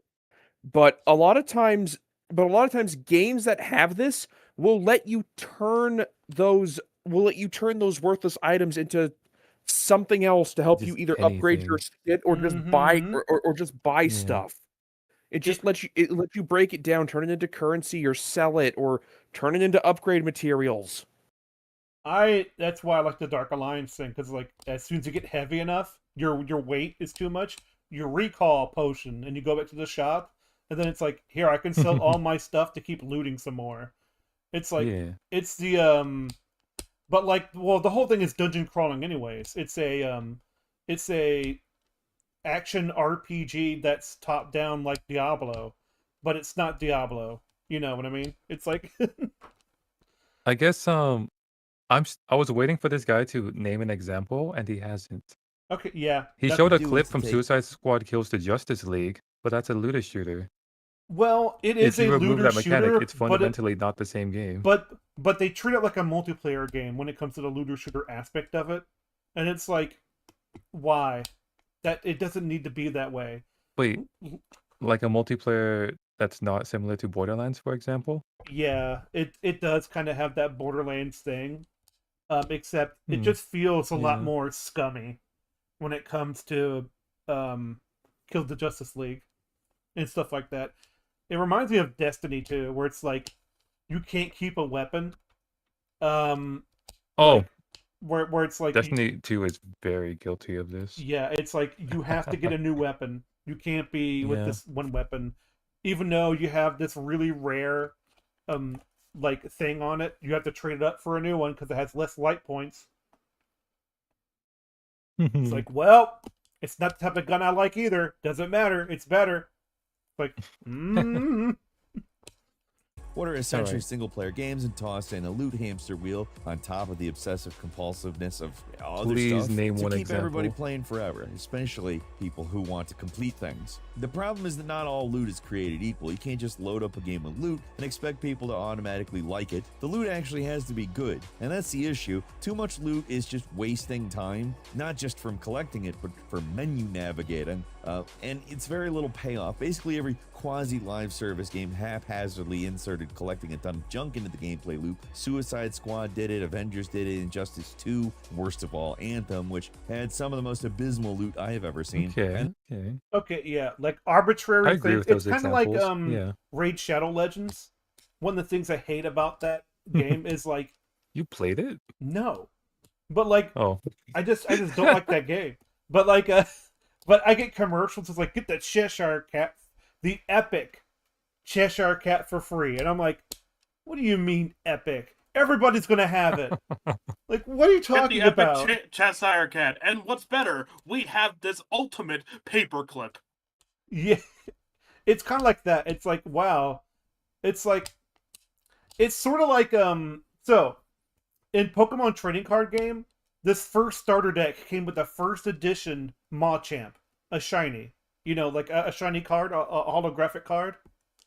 And the thing is, though, that card is worth less than finding it in the pack, non-holographic, and not first edition. It's like, oh, so then that's what happens to these things. It's like it's no longer as special because everybody has the epic one. You know. That's in comparison to Suicide Squad, and it's 3% extra damage to Batman-infused enemies. If you know what that means, I'm sorry. We all had to go through that together, though. Even in games that actually have okay loot, it can still be... I hate to say it, but that's more of... I can actually understand what that means. It's more like the other calculations that's really weird. It's like it does 20% more gain to shield bouncing. Like, what the heck does that mean? It's like... annoying. Like, the Neo games are basically anything Team Ninja has made in the last 10 years. The weapons and armor you get can be interesting and mechanically satisfying, but that basically only happens in New Game Plus. Before that, it's a bunch of trash sorting. Ooh. Like, they throw so much loot at you that a non-insignificant portion of the game... You can't get too much Does loot Elden at Ring once. fall into this camp? I'm sorry? Does No. Elden Ring fall into this camp? Not Because really. the vast majority of the armor you find is barely different from the previous one you have. Well, the thing is, though, like... I would say no. You those can very are easily get rid of it. a lot of weapons and armors are spread out enough where you don't find them every 10 seconds. That is true. Like, It's just that when you do, you wonder, like, oh, this is like the same stats almost. Yeah, Like, it's it's just almost kinda pointless to have. it depends. It depends what class you are. Yeah. Or I guess the main thing about the armor this you game is start that with. it's like status resistances, not armor resistances. Yeah, there could be like stat resistances. Like, what if it has a buff you don't know about? So Yeah. it's like, Oh, some of them do. You have to read the descriptions. Yep. So that's another thing. Yeah. It's just finding ways to get rid of it. Even with multiple modes of automation to speed up sorting and destroying loot, it gets annoying after a while. And number 2 is time-based goodness. mechanics. There are games with time limits, and out of those games, maybe 1 or 2 Time of the limits. hundreds seem Time-wasting mechanics. Okay. to have done it correctly. Well, Those he 1 or said 2 time limit mechanics. Okay, time limit mechanics. All right. Yeah. shining examples, games like Dead Rising or Majora's Mask, or even something more obscure like Uncharted. Really? These games Majora's don't- Mask, the game built around Time limits. explicitly Yeah. around a ticking clock, Yeah. is an example of this. Fuck off, please. Isn't? No, it should be. Like, The way that you said "fuck off," please, Tybert. I think that's You can't just throw that into a list. Like, come on now. I think that's the angriest. Like, that I've is ever the heard. point of the game. Oh. That's great. Anyways, I'm just going to continue. it correctly. It's not Oh, wait, hold on. Did you see that Black Zombie? Yes. Why are wait, you- Go back. games like Dead Sorry, Rising sorry, but that's... or Majora's Mask, No. or even something more This obscure guy behind like him. Here he Unsighted. goes. These games have done it Blah, blah, blah, blah, blah, blah, correctly. blah. It's not like they don't exist, Hang on, but wait, I'm hang on, focusing... why is he including Assassin's Creed Black Flag? I don't That- know. We'll find out. That game doesn't have a time limit or time wasting mechanics.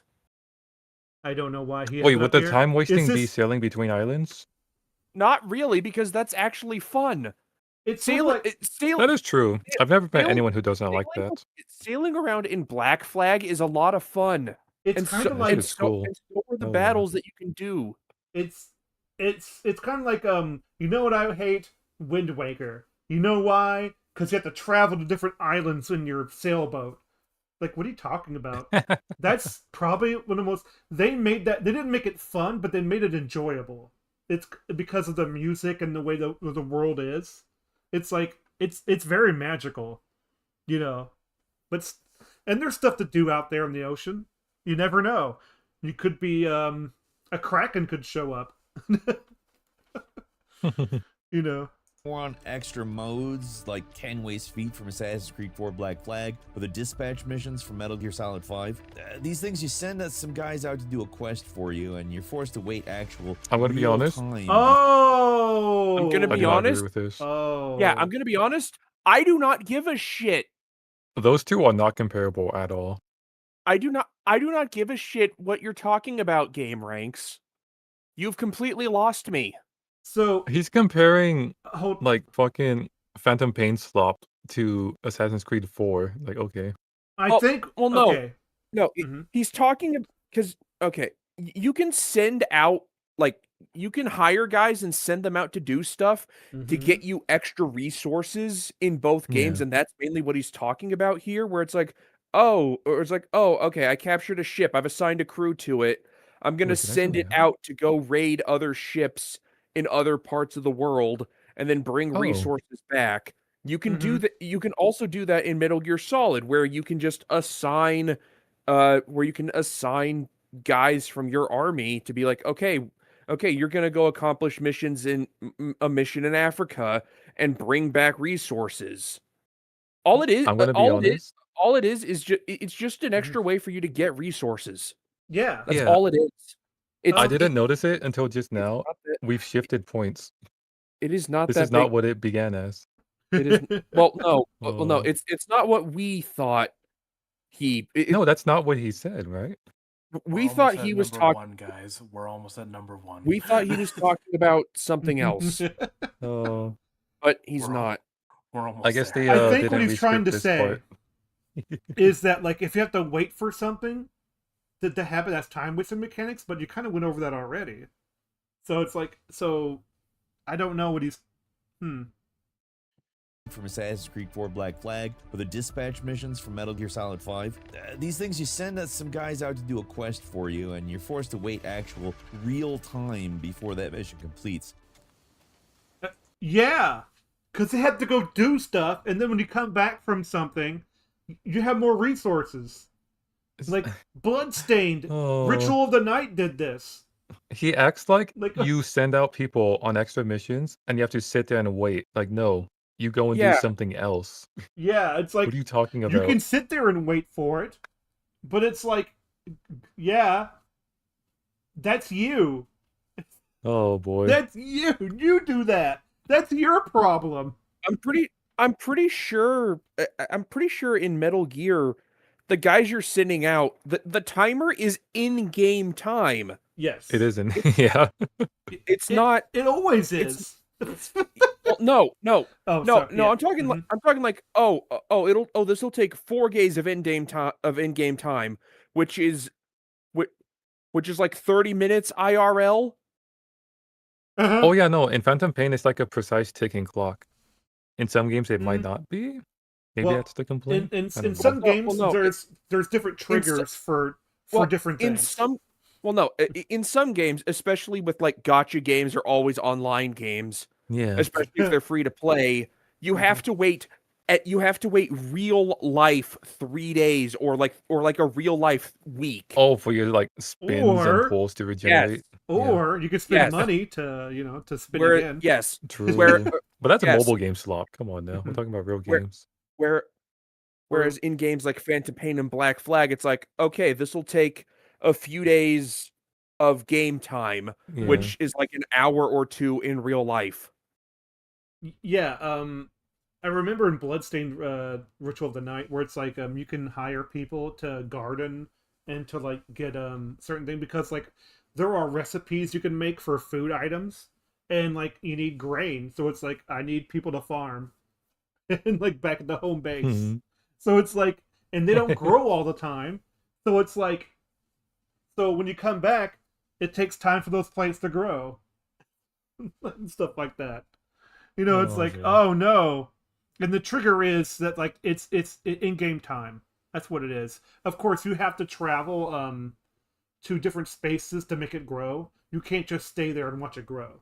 You know, it's like a Yeah, to like leave the zone and load it or whatever. yes. Exactly. Yeah. But that takes. Okay. But still, it's better to just go adventuring because that way you're entering different zones at a faster pace.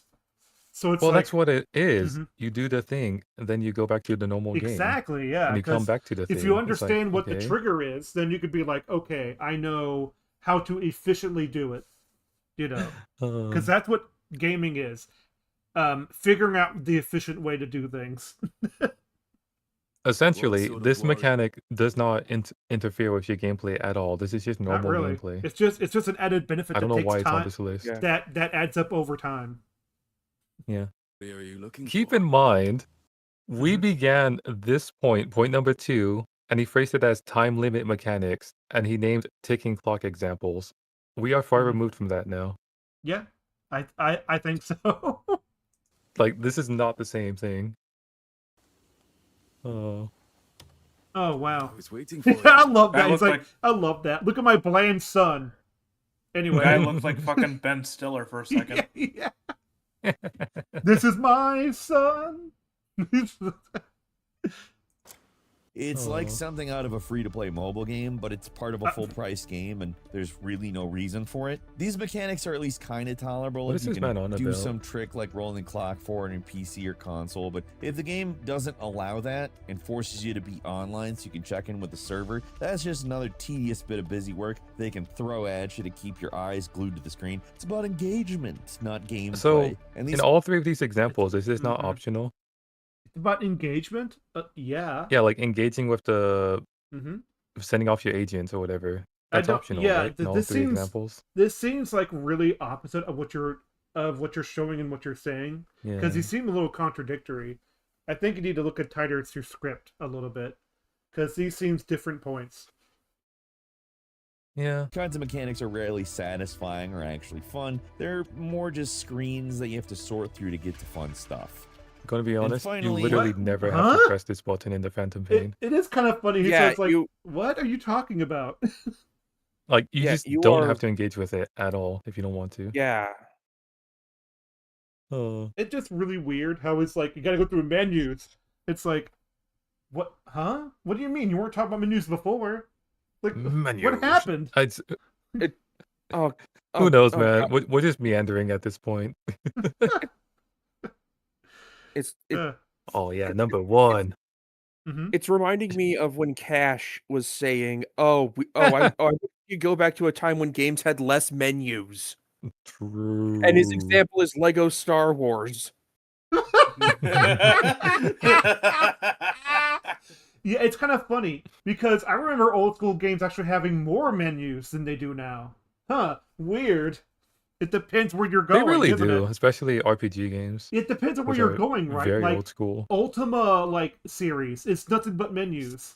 So it's like, what are you talking Yeah. about?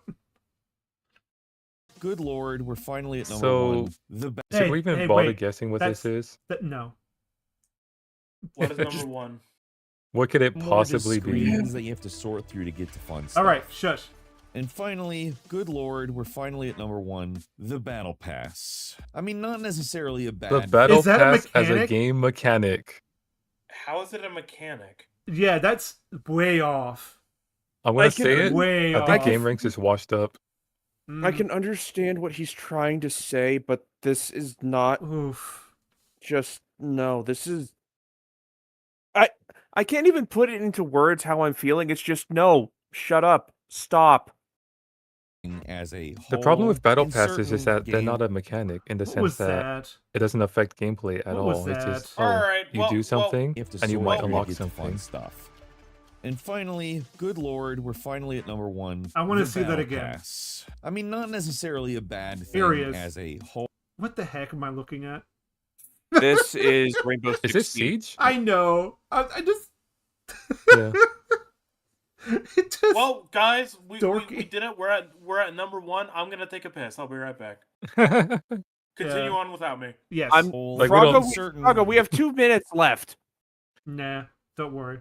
and he's already games, gone. It Yep. kind of works, but as a game mechanic, it feels like a bludgeon being used by publishers Is it a and mechanic? developers to force players I- to waste. I would struggle to call this a mechanic. Yeah, that's stretching it. I guess by the broadest sense, maybe. Because I like don't know. the The war bond. Okay, the war bonds in Helldivers 2, I would say that fits a mechanic because it's all done with in-game currency shit, and there's lore explanations because it's like, it's the army rolling out new equipment and shit. I will say, but even then, it's just barely a mechanic. The thing is that, like, when he says that, like, it may affect mechanics. That's as far as it goes. It may. Oh yeah, because like if you have battle passes, that will affect the online multiplayer space. So, in my mind, the battle pass unlocks cosmetics, which you equip, and they're cosmetics. So by their very nature, they do not affect the game. They just change your appearance. Yes, unless they're So, like a battle I don't pass know, that's man. like the only way that would affect mechanics in the multiplayer space is like, hey, you get maps early. Okay. Unless, Oh yeah, you get like a profile picture. Yeah, yeah. hey, look, you have a new gun. It's like, yeah, ain't that swell? I think if you want to stretch it, some skins might be a certain color, and they might blend into certain maps. I mean, that's just. And that's it. That's what I used to do in Like, Call okay, of Duty. maybe. I I'm don't like, I'm know. going to a forest. I need forest camouflage for my gun. True. For my gun. It's like, Yeah, that's just regular. That's just tactics. It's like, oh no, I'm going to an area. I better wear camouflage that fits. No, I'm talking about just my gun. But it's like, man, people will show up in like neon green, and I'm like, the heck, man. It's like they show up in a clown outfit like it's Peter, like in Vietnam, and he's like, Oh, you yeah. guys are stupid. They're gonna be looking for army guys. It's like, as much time playing their game as possible. Like, take the recent release of WWE 2K26, where they've replaced the standard season pass model with the ringside pass, which is basically the same thing. You still have to buy for $50, but instead of just unlocking the wrestlers when you buy it, $50. hold on. I want to hear this out. which is basically the same thing. You still have to buy it for $50, but instead of just unlocking the wrestlers when you buy it, they force you to grind through a battle pass to get the same stuff that last year all you had to do was pay some money. Not that Why does that guy look like Todd Howard? He does. He looks Todd like Howard. Todd Howard. Hi guys, I'm Todd Howard from Bethesda, and I'm here to kick some ass and take names. 16 times the ass kicking. 16 times the nuts kicking. Oh boy. 16 times the elbow drops. 16 times the nuts. 16 times the 3 count. So anyway, no, I mean, the thing is though, like $50 in the battle pass, and then all of a sudden, like if you don't get it, you have to grind for it. It's like, dude, that's scummy. It's like, but still, I mean, that doesn't I'm gonna be honest, scummy, mechanics. but you deserve it for paying for that. That doesn't affect mechanics though. Like, Yeah. Money is something. What are we? 16 out of 20? No, Just this 20 is number... 16 out of 20 points that actually matter. That fit Uh, the topic of I the would video. say less than that. I would say there's like 10. 50-50? Ooh. Not bad. It's a coin toss. In a game that you've already paid money for, but paying money to have to grind. You know what it feels like? It feels like he just wanted to get... Look at that guy! Oh my gosh, they're both... Holy shit. Look so bad. One Dude, guy... that's a potato.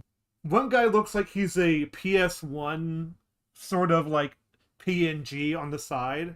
And then we have this guy who looks like he's from one of them videos. It's like, what if Danny DeVito was in WWE? It's like... No. It looks more like buff Tony Soprano. If I It does. Yeah. Okay, He looks Italian. Yeah. guys, we only have 1 minute. Not even like 1 minute. We only have like Guys, 40 something seconds left. Can we please finish this? the video Like might hell, just be in order over. to He's not get going to your make any stuff that meaningful you point. paid for. This It's an isn't even a absurd mechanic. model that's Oh designed my gosh! specifically No, to don't do waste it! your precious time No! on the circle and make you pay more money to do a little extra tier skipping. Yeah, I'll cheeky No, little Tony! tier skip for an extra $5 or something. Ugh. These season pass models. Yeah. just gotten super You know what? I'm fine with leaving it. I don't care anymore. You've now There you go. Follow me. Thank Yeah, you. like no, it's like the Become video's a already member of the over. It's like this 1% isn't a club with the point. Like, what's the button Yeah, point? yeah, it's true. Watching. Listen to Falcon. No, be quiet, you. I'm not listening to Yep, we Falcons did it. anymore. We Boo. did I it. left. We fucking did it. I Anyways, left. Goodbye. Fuck you, Game Ranks. I hope you. I don't As know. I'm discovering, Step on a Game Ranks Lego. videos. Step on a Lego. I hope you swallow a Lego. The top 20s are in the reverse order. The first couple are the ones that matter, like are the ones you would probably agree with. Yeah, The last few are just like, kinda, bro, these are not mechanics. What are you talking about? It's almost like that was the purpose of it. Is sort of like drag These you in. either- Oh, he's telling either- something. These either I- aren't mechanics. That's the or meta. Yeah. or they're just things that don't matter. It's like it's like, Yeah. oh, I don't like games that have this. Okay, that's the whole point of the game. Yeah, Maybe don't I play mean- that game then. yeah. It's kind of like I think most of that's on you, buddy. I think it's you. I think you just Leading wanted your a top audience 20 on video. for a rug pull Yeah. is certainly a choice. I A wouldn't rug make pull? it myself. But, you know. You didn't I lie. have a, Yeah, because you get I to the have- end, it's like, bro, these are not mechanics. I have a What the serious fuck is question. this? I have a serious question for Game Rings. Have Game Rings? Have you ever stepped on a drill? Oh my gosh. Yes. Oh boy. Frago, where are you going with this? No, I'm going nowhere. Don't worry. Anyways, I'm gonna No sign way. off real quick All because there are other things I need to do and I'm sweating it. So Well, this was yeah, it was fun. Next week. not a good see video, you- but we'll hold see on. you guys later. Okay. I will sign off by saying like I am still working on my character introduction 101 and stuff like that. It's been Ooh. tougher to do it because there's a lot of construction going on apparently around the house. So it's like I need to record my voiceover. And like and so and plus there's what else was I doing? Daggone it. There was something else. I can't remember. Help me. Help. I'm falling. Help me, And help it's me, gone. help me. I'm in so much pain. I I'm in so cannot much say. pain. Hey. Oh yeah, next week. Next week we'll be doing something special. I want to go over. Oh, I want to go over BioShock. oh no. The game itself, just the game itself, and just talk about BioShock. There's no set like way to go. I just want to like go from topic to topic about BioShock. The game, obviously the first one, and it's because it's really interesting. It's political. It starts up conversations. It has neat game mechanics, and so I'm like, you know what? And the story's neat too. So so that's why I'm gonna go over it next time. Prago, I'm sure, knows about it too. I hope you know stuff about BioShock. But yeah, so Farago, what are you working on stuff? Excellent. I guess he left. Wonderful. Yeah, I think he's working on a certain video. I can't. Oh no, he's I still can't say. pissing. Yeah. He's still working on the Pepsi video. Yeah. Yes, Oh, he is. for fuck's sake. Oh, you are. Hello. Oh, you are here. Yeah. What didn't you answer? What's going on? All right, what was your question? What What are you working on? I can't say right now. He's working Okay. on a video, okay? And I know what it is. But I know. Everyone knows what it is. I You just know- said it. I know there's the Resident Evil Vendetta one. I know there's the Daggone Pepsi thing it. that you got on the back burner. we I know tried not to there's- say it, and he says I it know anyway. there's the. Can you Oh, there not? he goes. There What? he goes. He told you. Spoilers in the chat. Well, I'm sorry. I didn't think it was that big a deal. Now there's gonna be a lot of people go like, "When's the Vendetta video? When's the Vendetta video?" Bold of you to assume people actually watch this show, Froggo. It's true. But anyways, We had 4 viewers, and they were, and 3 of them were people in the chat. It were me. Yeah. Well, it could be something else. You never know. Yeah. But anyways, Bye bye. Oh, I guess I'm getting skipped. Okay. Oh, I didn't know you were doing anything. All right, go. You don't Go ahead. you don't have a YouTube channel, Tybert. Yes, I do. Oh, you? You do? Yeah. You don't upload anything, do you? Though. Since when? I have 57 subs. I'll have you know. Oh wow. How many of them are bots? I don't know. I assume none of them. I'm a Could be robot. wrong. Anyways, you're working on I'm the making a Hello story. Kitty video. Boom. Oh my gosh. He's a cat, that's why. The fucking Game Boy game, Hello Kitty Party Pals. Okay. That's fine. Whatever your passion is. Yeah. All right. I will be going. Take thee care.